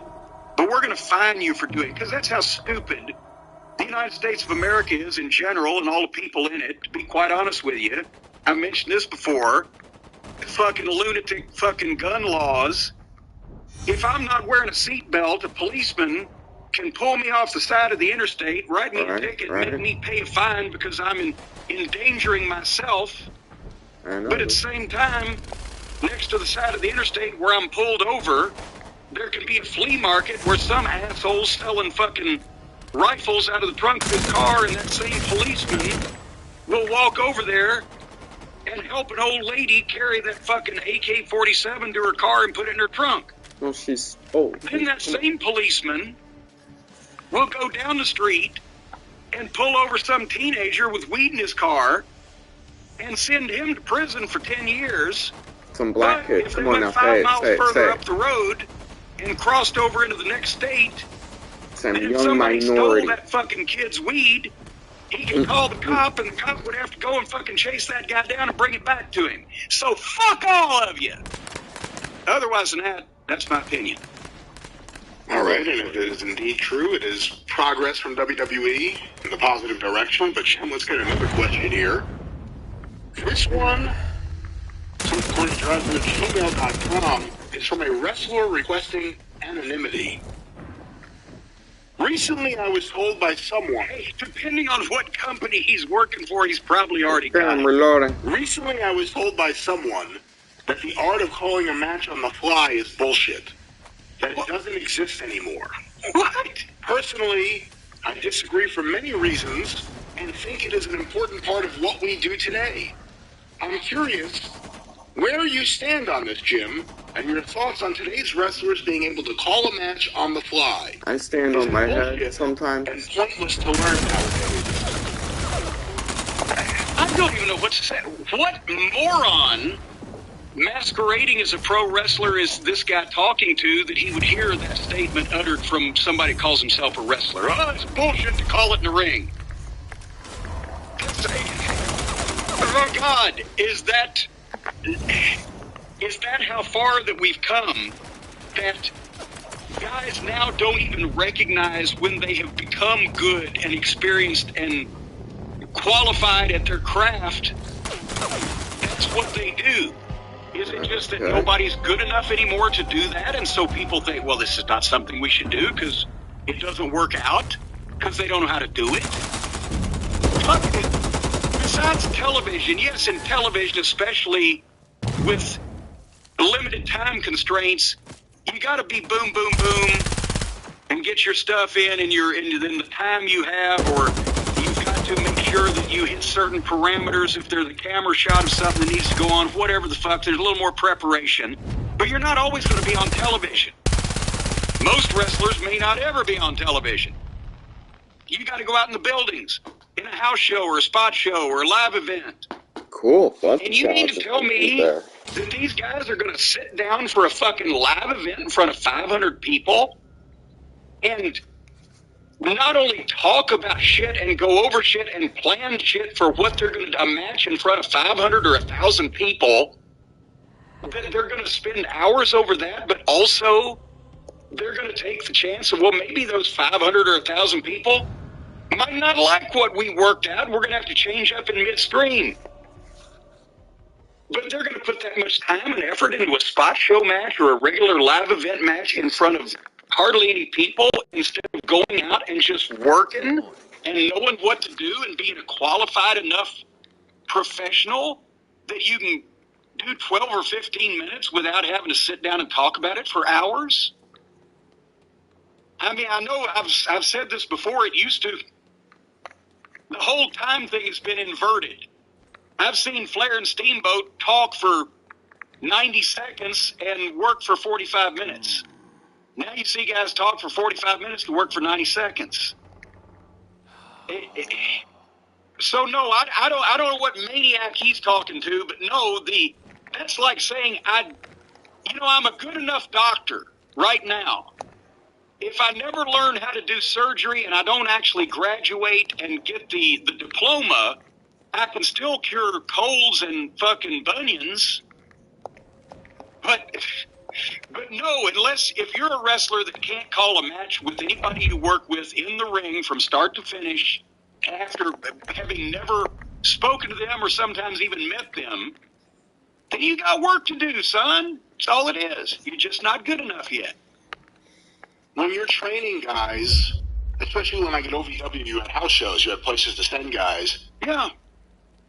I mean, it sounds like a silly question. Is there a way to teach guys how to read the room and how to go with the room? And are there guys that just can never do it? Well, the way that guys learn how to read the room is when they're out there in that room and that room doesn't give a shit that they're there. And hopefully they're in with somebody else and says, okay, why don't we try this? Because if you're just with two green guys, they're going to do what they planned. And, it's going to either suck or it's not. But if one guy's green, but one guy's got a little bit more experience, and he starts chiming in, and then they switch up something. Or sometimes you just do something by accident, and it gets a response. Okay. Then it's just repetition and experience and being in the ring with guys that know more. Usually, yeah. And that's how it's not like... That's why the heels call the match. You can critique a match afterwards, and you go, you should have fired up more here, or don't die when you sell, or this and that and the other thing, but it's actually doing it, and more importantly, doing it with somebody on top of you at the time that can tell you how to do it better. That's why it's so important for younger guys being pushed not to be working with guys of the same age and experience level, but being able to work with more experienced guys, even if they're lesser names. If you've got a guy that's been in the business 15 years, but he's never really been anywhere, that's the kind of guy you want on television putting over the younger guys that you've got that have a great upside and need to be helped to the next level. Because they know at least what they're doing. They just didn't make it as stars themselves. That's why they called him Carpenter. Because they'll build your house. Mm-hmm. Any jackass can kick a barn down, but it takes a carpenter to build one. It takes a carpenter to build one. So again, I don't know what I mean, this guy's probably talking to one of the indie-rific, clowns that thinks that, well, that's what those guys did back in those days when a lot of people watched this shit and everybody made money by earning it instead of getting a guaranteed contract from a billionaire. We don't want to go back to those days. Why not? Let me ask you this, though, because there are a lot of matches that you can watch in AEW, and you can maybe tell that a lot of this was thought out in advance, pre-planned, pre-thought out, preconceived, I guess we should say. Money's money. Where's the line? Error. Eddie Graham used to give guys really long, intricate finishes. So obviously they're not calling anything there, you're just doing what you're told. Where do you think is the line in terms of what you should call and what you should plan out in advance? Well, either a booker telling you or you and your opponent talking. Well, here's one thing. When Eddie Graham gave involved finishes, that was the moves and things he wanted done to plant the seed in the fans' minds of how that the stipulation that the show next week will subvert any effort that the heel makes to cheat like he did this week or whatever. But he wasn't telling the guys how to perform those finishes. When you're making a comeback and you're drop kicking or you're doing this and that or whatever, your body language and your facials tells whether you're feeling triumphant or you're feeling excited or whether you're fighting from underneath or whether it's a last-ditch effort or you've gotten your second wind or whether the people are going to be with you or not. And those were the things, the intangibles, that the top stars that Eddie Graham booked would perform while they were doing his finishes. And the reason why that they were able to perform them that way was because he booked guys that knew how to do that shit. That's why the Florida talent was some of the best in the world, because even though it wasn't the biggest territory, it's a great place to live and you could make good money, but you could work for Eddie Graham and learn from a genius.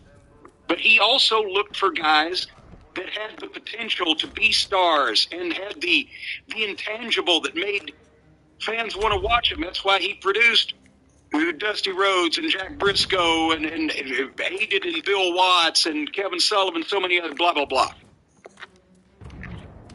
But again, the booker does not determine the match. I see a lot of fans saying, well, they booked that match poorly for him to do a 2-minute headlock.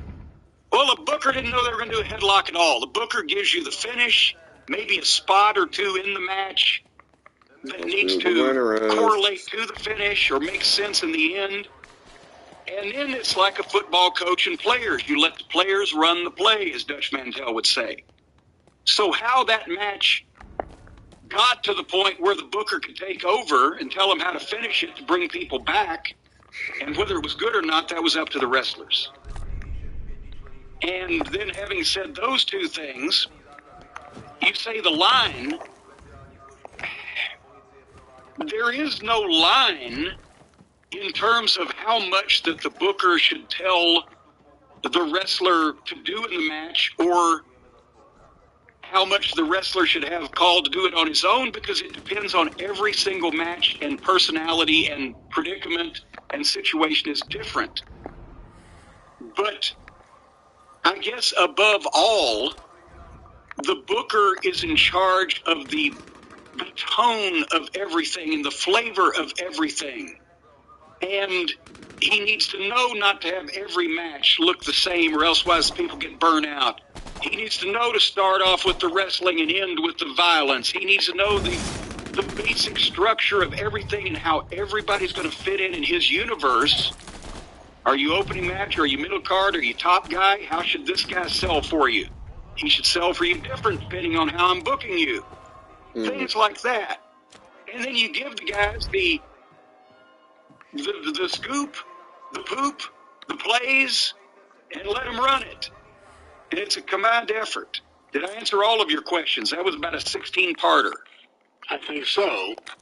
And as I said before, some of the matches we see, it's not a surprising thing to hear that they're not calling the matches in the ring and listening to the room, that they have a pre-planned match to go to the ring. And that's, sometimes that's great, and sometimes stinks.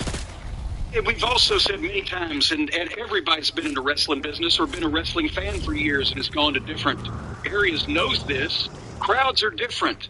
Fans are different. And in the territories they were taught to accept different styles of product, depending on what their local promotion was, but some cases even then in the territory. Some towns, Harlan, Kentucky didn't want to see the babyface shine worth shit. You could shine the babyface all night, the Rock and Roll Express, whatever. They'd sit on their hands. As soon as you took over and got the heat, then they got into the match because they wanted to be mad. They wanted to yell. They wanted to cuss at somebody. And then the more heat you got, the more they'd get into it. And if you could get by with not getting somebody in the ring with a fucking knife, when the babyface blew their comeback, then they were out of the control because now there's a reason for them to cheer the babyface beating the heel up. We just made them mad 10 minutes ago. Other places, they wanted to see the fucking babyfaces already just run roughshod through the heels. They wanted to see the shine like crazy. And it was just different towns had different crowds and different things that they liked. And if you couldn't shorten up one thing, lengthen another thing, adapt, whatever, just say, fuck, these people don't want to see this shit, so let's fucking get to the meat of the matter and get out of here so as to let the other guys have a chance later on, whatever the case. A lot of towns were different, and now guys just figure, well, this will be a good match in my head, but they haven't asked the people that have to watch it whether it's going to be any good. All right, Jim, our next question sent on Twitter using the hashtag #CornyDriveThru from Bronco Bronson. What did Jim think of the alpha male Monty Brown during their few months working together in TNT in 2006? I haven't thought of him in ages. I thought he had a ton of potential. I believe, did he not play football in the NFL for a while? That sounds right. I don't recall. Sounds about right. He was green, but he had a lot of oomph to him. He was big, looked great physically. He did the pounce thing, right? That was the first person to do the body block where they just fly away. And honestly, they were going to use him, as I recall, that was when I first got to TNA, and he didn't last long. They were going to use him fairly well, but something happened. Oh, God. Well, in his personal life, I believe he ended up in charge of or in custody of or having to care for a couple of his kids. And actually, and I may be wrong, I don't even think they were his kids. I want to say something happened to his sister. That might be to care of her kids. I remember WWE, they gave him a stupid name. It was like Marquis Corvan. He was in WrestleMania, and then he was gone. Yeah, I think that basically happened. That's why I guess we haven't seen him since, is that something happened. He had to adopt or take care of or start taking care of underage kids from his family, and he couldn't be on the road, and he had to get out of the business. So I really didn't have that much interaction with him. It was just first few tapings, I guess, that, we were together. He was very good and seemed like he enjoyed the wrestling business, but then that happened. He took some time off. I think at one point he tried to come back, but it didn't work. Oh, come on. Also sent on Twitter using the hashtag #CornyDriveThru from G. He sent an article from... Is his last name Wiz or Willikers? She sent a article from the Sportster wanting to get your thoughts. 10 mistakes AEW has already made in 2022. Okay, so they just boiled it down to the top 10 rather than doing a complete list. That's right. Already made. It is about to be May, so I don't know if already still applies here, but number 10... the start of Thunder Rosa's AEW women's title reign. Thunder Rosa's title victory was a long time coming, with a huge win over Britt Baker in a steel cage match, following on from their classic last year, it does say. Baker's reign had run its course, and now it was time for a change. However, after an emotional victory, AEW began Rosa's reign with an interrupted promo segment being ambushed by Nyla Rose.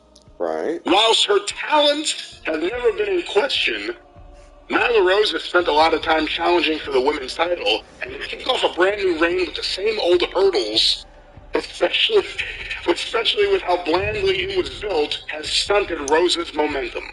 Well, besides that, everybody's already seen Thunder Rosa bouncing around for a 98-pound Japanese middle schooler. A good and evening. She's been beaten like a drum. Nyla Rose, yes. Remember, goddamn, what was... Rio. Couldn't call it, thank God. I finally was able to forget, then you reminded me again. Rio beat her like a drum. Right. It's been years. She's been not effective in any way. So, yeah, and then Thunder Rosa wins the title. Gets jumped by Nyla Rose. Otherwise, have we seen the new women's champion besides in that one match over the last couple of months? She was doing something recently, but let's get to number 9 here on the list of the mistakes AEW has made this year already. The Sammy Guevara and Ty Conti on-screen relationship. During his time with the Inner Circle, and subsequently his TNT title reign, Guevara was getting hugely over with the audience. However, when his real-life relationship with Ty Conti was brought on screen, he has lost a lot of fans. That is how that sentence is written. This has led to what looks to be a forced heel turn due to the crowd's reactions, which is certainly a shame, considering how popular both Guevara and Conti were as babyfaces. A heel turn will work, but their entire feud with Dan Lambert has felt awkward. Yeah, because they have bad mic skills and their kids. Sammy shot himself in the foot with They his have very girlfriend, bad mic putting her skills, and with they're him on very camera young. on television. If he'd have stuck with the one that he proposed to, The hell are you then, crying you know, for? she Come on. was, as we've mentioned, Go. non-threatening.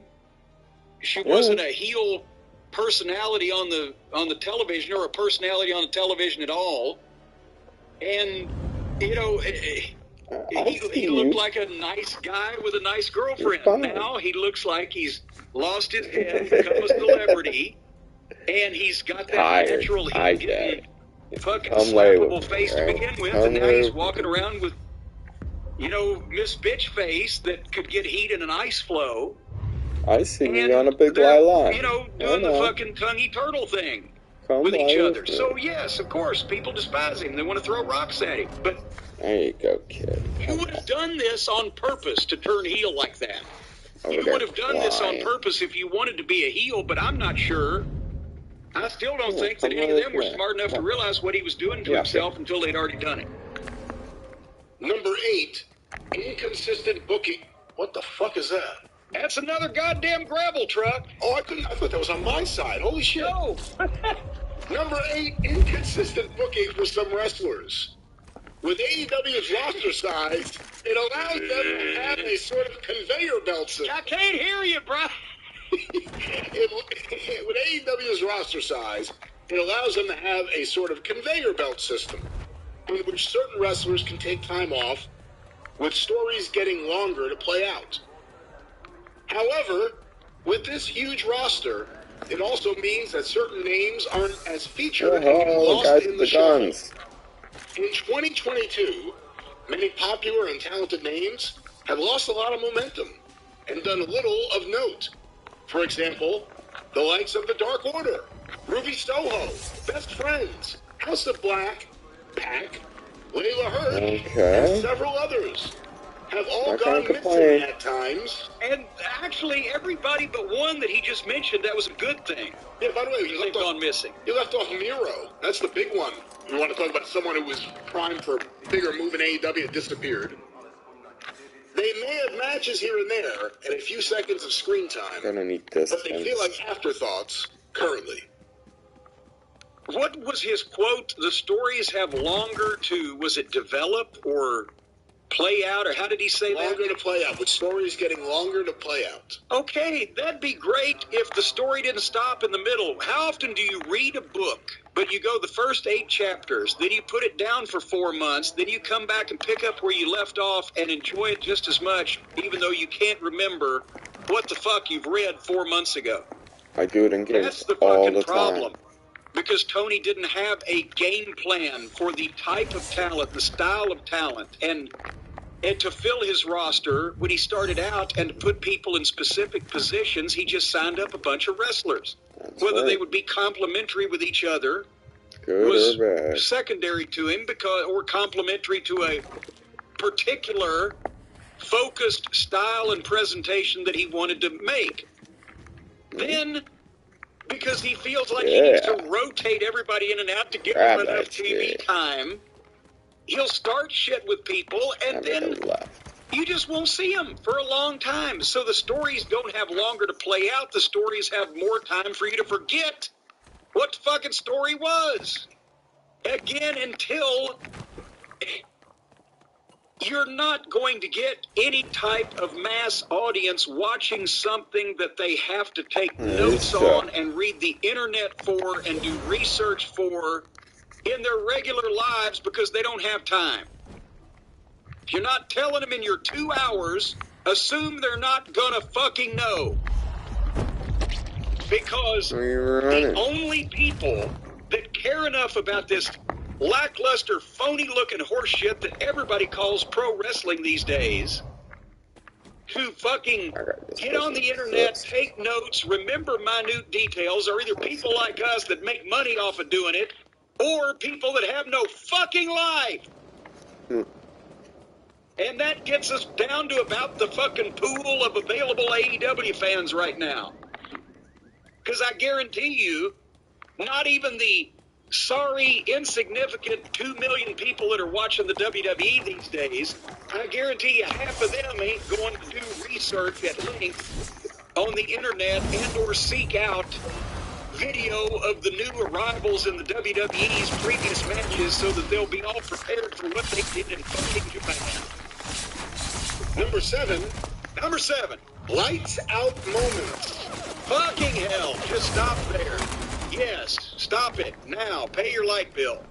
They do abuse it a lot. They're used to it with things. They do, and the House of Black have the ability, it seems, to turn out the lights, and Darby turned out the lights, and Sting turns out the lights. All right, well, let's go to number 6. Not improving the women's division. Once again, this is a mistake AEW has made this year. Upon AEW's move to TBS, and also when crowning a mid-card women's champion, it could have been a fresh start when it comes to giving the women's division more time. However, good Lord, he wants to give that women's division more time? However, nothing has really changed. There have been a few more feuds here and there. Considering how long it took WWE to get theirs, with the storylines having very little substance. This is perhaps AEW's biggest issue, and things need to start changing. So good that guy, because he melted AEW has a lot of issues much bigger than anything to do with the girls' matches. They got major systemic structural fucking issues that have much more important things to do than the girls' matches. But I will agree with the author here that they could have done something, but that was a long time ago because what they did was they just decided they were going to have a women's division without having almost any good women. And they had to rely on Twinkle Toes' fucking Japanese mud show girls and the imitation Freddie Mercury's and a lot of indie girls that you've never seen or heard of before that weren't ready for television. And they dropped the ball with Nyla Rose, as we said, and that's way too late. Go away for a few years, come back, and people forgot and start fresh. It's actually not Britt bad, Baker it's just old. Has been until it where's Serena? Wrestler? Serena's injured, isn't she? No, she has this week on Dynamite, a Philadelphia street fight with Hikaru Shida. Oh, good fucking God. All right. And then they do shit like that. I mean, so they're going to get blood. Because they're in Philadelphia, have a Philadelphia street fight with these two girls just because they're in Philadelphia and also having girls' garbage matches and girls' blood match, whatever the fuck. They didn't have any talented girls to start their division. And then when they got a few talented ones, they've garbaged it up like the guys so that it's no different. It's just not as good because they're girls instead of guys. And let's face it, I'm sorry. I hate hurt anybody's feelings. That's just the way it is. So there you go. Yeah, they botched that too. Get in on the first round action of the NBA playoffs with DraftKings Sportsbook, an official sports betting partner of the NBA. This week, new customers can bet $5 on any team to win and get $150 in free bets instantly. Right. You win no matter what. All DraftKings Sportsbook customers can also bet on NBA hoops with same-game parlays. Combine multiple bets from the same game for a bigger payout. Plus, each day of the first round, get a risk-free bet up to $10 if your same-game parlay doesn't hit. Download the DraftKings Sportsbook app and use promo code IMARS. Bet $5 on any NBA team to win during the first round of playoffs and get $150 in free bets. I don't care about your Some fucking rivalries ass. continue without a lot of development. For example, Andrade El Idolo, Matt Hardy, Darby Allin, and Sting have been intertwined for several months now. And though Hardy was kicked out of the family office, right? such a funny sentence. There have been no other real developments. Jurassic Express have also been feuding with the Elite in several different forms, dating all the way back to before All Out 2021. The matches are never bad, but there are enough teams on the roster to freshen up feuds for both sides. Unless you only want to work with your friends. Yeah, and again, long-term storytelling. I don't know what's funnier, that the fans of AEW think that that's what they're doing, or that the people running AEW think that's what they're doing. This long-term storytelling thing. It's a goddamn mess. From week to week, it's an incoherent mess. And after 6 months or a year, they end up where you knew they were going to go anyway, because that's what Tony's little EVPs wanted to do. And they get there. Wow. That's not long-term storytelling. Long-term storytelling would be if the shit made sense from week to week, month to month, and year to year. And then you did something. Dusty Rhodes telling Ole Anderson, it will never be over. True. You know what? That's because that was long-term storytelling, because they goddamn kept people interested in their rivalry and or actions for several years back and forth, even when Ole switched babyface and insinuated himself into Dusty's presence and good graces, etc., over a period of a year and a half before he'd finally speak to him, blah, blah, blah. That's long-term storytelling, because everything they did in between the start and the finish didn't make actual sense, instead of just being nonsense that didn't apply to the result that they were trying to get to begin with. And then they got there anyway. You see what I'm saying? No, you don't, because it don't make any sense. Because we're talking about something that doesn't make any sense. Speaking of it doesn't make any sense, number 4 on the list, the interim TNT champion. Cody Rhodes began the year as TNT champion, but was forced to take some time off due to COVID. In the meantime... 2 weeks! In the meantime, 10 days. Well, in the meantime, AEW crowned an interim TNT champion, even though Rhodes was absent for just 2 weeks. There we go. This led to an illogical period of having 2 TNT champions, and it made no sense at all. AEW didn't need to do this, and it sets a potentially bad precedent for what could come in the future if a champion has to spend a week or 2 off TV. AEW needs... Well, no, that's one thing now. It doesn't matter what precedent they're setting, because they'll just ignore the precedent if it doesn't fit what they want to do then. So that's no problem there. They'll just ignore it. Because nothing makes sense from... There is no set parameters and standards for how to treat any situation in AEW. They just make it up as they go along. Well, let me finish this paragraph here, and this is verbatim. AEW need to not do this again. So now go to number 3. Number 3 on the list of AEW's mistakes this year, a lot of blood. Blood can often help a match reach the next level. For example, had Steve Austin not bled in his match with Bret Hart, his moment won't have been as legendary. This must be someone with English as a second language. More recently, Wheeler Yuta's use of blood in his match with Jon Moxley. That's the only time that Wheeler Yuta will be grouped in the same mention with Stone Cold Steve Austin. Helped him become a star in one night. However, many of AEW's matches this year have already used a lot of blood, and at times it can feel unnecessary, especially when it is seen so often. It is only April, and several big matches have incorporated blading. If it doesn't slow down, the impact of blood will lessen over time. I am curious what you think about this. In terms of modern wrestling, could there be too much blood? Yes. Here's the thing again. There was tons of blood in the territories, but only when you paid to see it. How many times was there blood on television? Only in an angle that set up a match that people wanted to pay to see.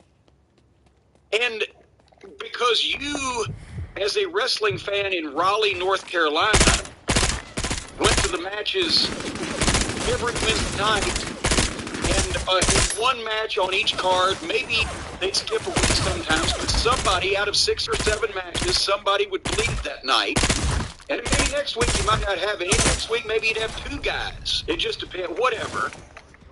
But that wasn't overdone in the overall scheme of things. Because you're watching an hour of wrestling every week on television. You're seeing a 2-hour show every Wednesday night. It's not a lot. But when the only thing you're watching is the television show, because there is no ability to go to live wrestling anymore, because people lose fucking money trying to promote live wrestling because we killed the business. So that means that you're just seeing the TV and you're seeing blood constantly, and it's not even shit you have to pay to see. It's not even on a pay-per-view. And people are smarter than ever. Most of the guys are worse at getting juice than ever. So occasionally, it'll still have the desired effect, like in Punk and MJF. Nope. But most of the time, it's just more of this garbage match, death match, gimmick match, furniture match, horse shit. And they're lolling around in barbed wire and rolling around in fucking broken furniture. Thing. Damn it. So, yeah, the individual guys, the individual wrestlers in the territory days, wherever you were working, you got juice 20 times more per, well, that's not even correct. What do you think? Does anything but a garbage deathmatch wrestler now, does anybody bleed more than a couple of times a year anymore? Any individual? Well, let me see if Punk has a few times. Punk has a few, but Baker has a few times. Okay, I go, Jesus Christ, one of the girls too. I guarantee you, Bobby Eaton probably got juice when we were featured on top against Dusty, the Road Warriors, Rock and Roll Express, 1986. He probably bled 60 or 75 times. Probably. That's more than any single wrestler will do today in the same year, but... How many wrestlers have that many matches in the same year anymore? Well, I mean, yeah, we had 350, so counting TV matches and double shots and everything, as we've gone over that, 300 and something. But the thing is, the fans, none of the same fans saw him bleed more than 3 or 4 times. Probably in Philadelphia, I bet you he bled, if we were there 12 times that year, he probably bled on 4 or 5 of them. But that's the individual guys who were main event guys were doing it more, but people weren't seeing it as often. And now between the ridiculousness of the garbage death matches, which have killed so much about the entire business, anytime you see something like that, it hurts professional wrestling just visually, because then you say, okay, not only are they bleeding ridiculous amounts, but they're obviously helping each other do it. It's a performance, it's a display of freak showishness, and they're cooperating, and this is garbage, and that's the picture you get of it. Instead of 2 guys in a fight and somebody gets fucking busted with a chair or run into a post or punched in the face or whatever, holy shit, your emotions are up because this is a fight and the stakes have been raised. There's always more of that shit that those garbage guys do. So, yeah, the blood is overdone on their television because it's allowed too often, and it's people doing it that are allowed to do it, that it ain't gonna matter if they bleed or are set on fire in some cases. It ain't gonna help anything. Save it for the world title match, save it for Punk, save it for top talent, and people that can do it well instead of, obviously. Save it. I understand. That's my opinion. Number 2 on this list, once again, mistakes AEW has already made in 2022. Letting Cody Rhodes leave. Whilst it is true that the company should not have paid more than they saw fit to keep hold of Cody Rhodes, and if both parties were not happy, then the relationship should have ended. But in the long term, letting Rhodes leave could be detrimental. Rhodes has been booked like a complete star in WWE thus far, and with his reputation being so strong, it could lead to more wrestlers leaving AEW to join WWE. When looking at reactions and merch sales, AEW have let WWE have a vital asset in Rhodes. Well, just from the perception, and I mean, we've talked about Cody at length, and it's currently on the omnibus, folks, but keep on getting a lot of challenges Tony Khan had, and again, this is why Tony Khan's a wonderful friend and a rotten businessman. He's just a wonderful friend to have, but he had an option on Cody. He could have kept him for another year and paid him the money that he's been being paid, but instead they tried to negotiate a new deal and couldn't, and Tony said, well, if he don't want to be here, I don't want him here. Well, in this situation, I wouldn't have been concerned about what Cody Rhodes wanted. This isn't like one of those poor underneath guys that they won't use in the WWE, but they won't let him go either, so they can go do something somewhere. This is a guy that was one of the founding fathers. He was one of Tony's little Mount Rushmore there. Him and Twinkle Toes and the Hardley Boys on Mount Rushmore. They ought to be out in the desert somewhere in South Dakota, but nevertheless, an executive vice president of the company, a guy he's pushed as a star, and they can't get together? If I'd have been Tony, I'd have said, well, here's the thing, Cody. Since this actually was y'all's idea to begin with, and you got me in on it, and I've spent millions of dollars, and I don't want the public perception to be that you just up and left for a bigger company. I don't want egg on my face. I don't want to be embarrassed. So I'm going to exercise your other option. But now here's the deal. You don't need to wrestle for me. I will pay you to stay home. If you're not happy and you don't want to wrestle on this program anymore, then I'll pay you to stay home. But by the time that Vince gets a hold of you, he will not be getting one of my big stars and one of my featured players and one of my executive vice presidents. He's going to be getting Cody Rhodes that I've paid for the last year to do a couple of key jobs and otherwise sit at home and take a shot of brandy. If you think Vince McMahon, which one would Vince McMahon have done if the situation was reversed? Would Vince McMahon have done that? Or would Vince McMahon have done what Tony did and said, oh, if you don't want to be here, go ahead anyway, no worries. We'll get over it, everything's fine. Which one would Vince have done? Vince would have done whatever could have hurt his competitor.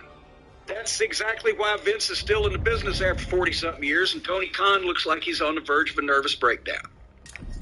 Because Tony's a great friend, Vince is a businessman. Hey, let me ask you something, because I just thought of it, and I had not thought of it up until now. But WWE, when a guy gets hurt, I think Rey Mysterio, it's happened to several times, they extend the contract. They do. They have the right to. They don't always. They have the right to. Does Tony Khan have the right to? Because your feelings out of the equation. Kenny Omega's been a top guy in that company since the beginning. He was their world champion. He's been out now for months, healing up and getting surgeries. He's going to be out a little bit longer. If you're Tony Khan, seeing what happened with Cody, do you say you want to extend that contract? Yeah. See, here's the thing. It's not like that Kenny Omega did all this damage on Tony Khan's fucking watch and payroll. He's been doing stupid shit over in Japan for years, taking all those meaningless bumps and all that fucking bullshit that he's torn his body up with, trying to have those classic pieces of art that looked like a ballet dancer pretending to be a professional wrestler instead of an actual fight. And then, after he works for Tony for 2 years, suddenly he decides to get all this work done. The show's much better without him, so I'm not complaining. But again, if I was Tony Khan, what is he paying Twinkle Toes?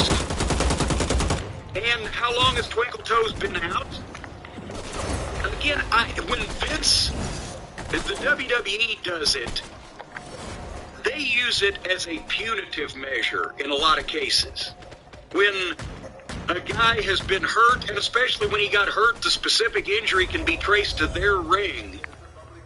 And yes, they pay for the surgery, they pay for the medical, they pay for whatever, and they give you that time to get back, but then they freeze the contract and you still have that many more months that you were out left on the end of it. That's been used most often as a punitive measure against people that want to leave and didn't want to be fucking injured, and they didn't pick that time to take off and have the elective surgery for the problems that have been nagging them. They were not ambulatory at the time and couldn't fucking go.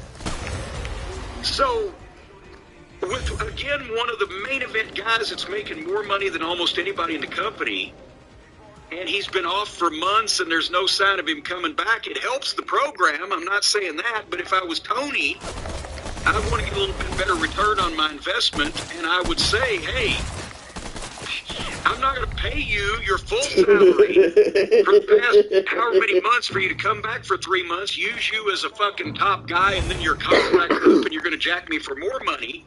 When you come back from your goddamn injury, we're going to start a brand new contract that we both agree on for the money and everything else that we want to do, and I'll start you from there.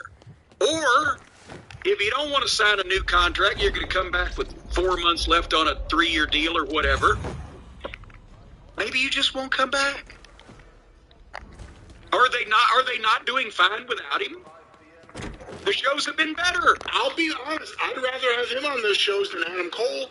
There's a lot of guys on that show. I'd rather have a Kenny Omega match or segment. Well, if we're talking about individual guys to trade out, I'll go with you on that. But the overall shows have been no worse without him, in some cases better. Yeah, I don't disagree with that. Again, he kind of got phased out right around the time of the rise of Punk and those Punk MJF segments, which saved the show for months. And then Danielson came along and showed what a top guy needs to be, a top heel needs to be, but they didn't capitalize on that. That was such a brief moment. I forgot all about Danielson's wonderful run on top. Danielson was better for 6 weeks than Twinkle Toes and Don Fallis were as a poor man's Bobby Heenan and Nick Bockwinkel for 2 fucking years. Well, let's finish up this list. I agree with you. Number 1, the biggest mistake AEW has already made in 2022, according to the Sportster. Wait a minute, hold on, 1 second. I'm trying to... I don't know if it's going to be time with the farts. It'll probably be... There we go. Yeah. But number 1 is Battle of the Belts. AEW's new show, Battle of the Belts, promised a show full of title matches, with it looking to hopefully feel like a mini pay-per-view event. The first event saw a predictable women's title match, a thrown-together TNT title match, and a match for the FTW title, which felt cheap, as it isn't an official championship.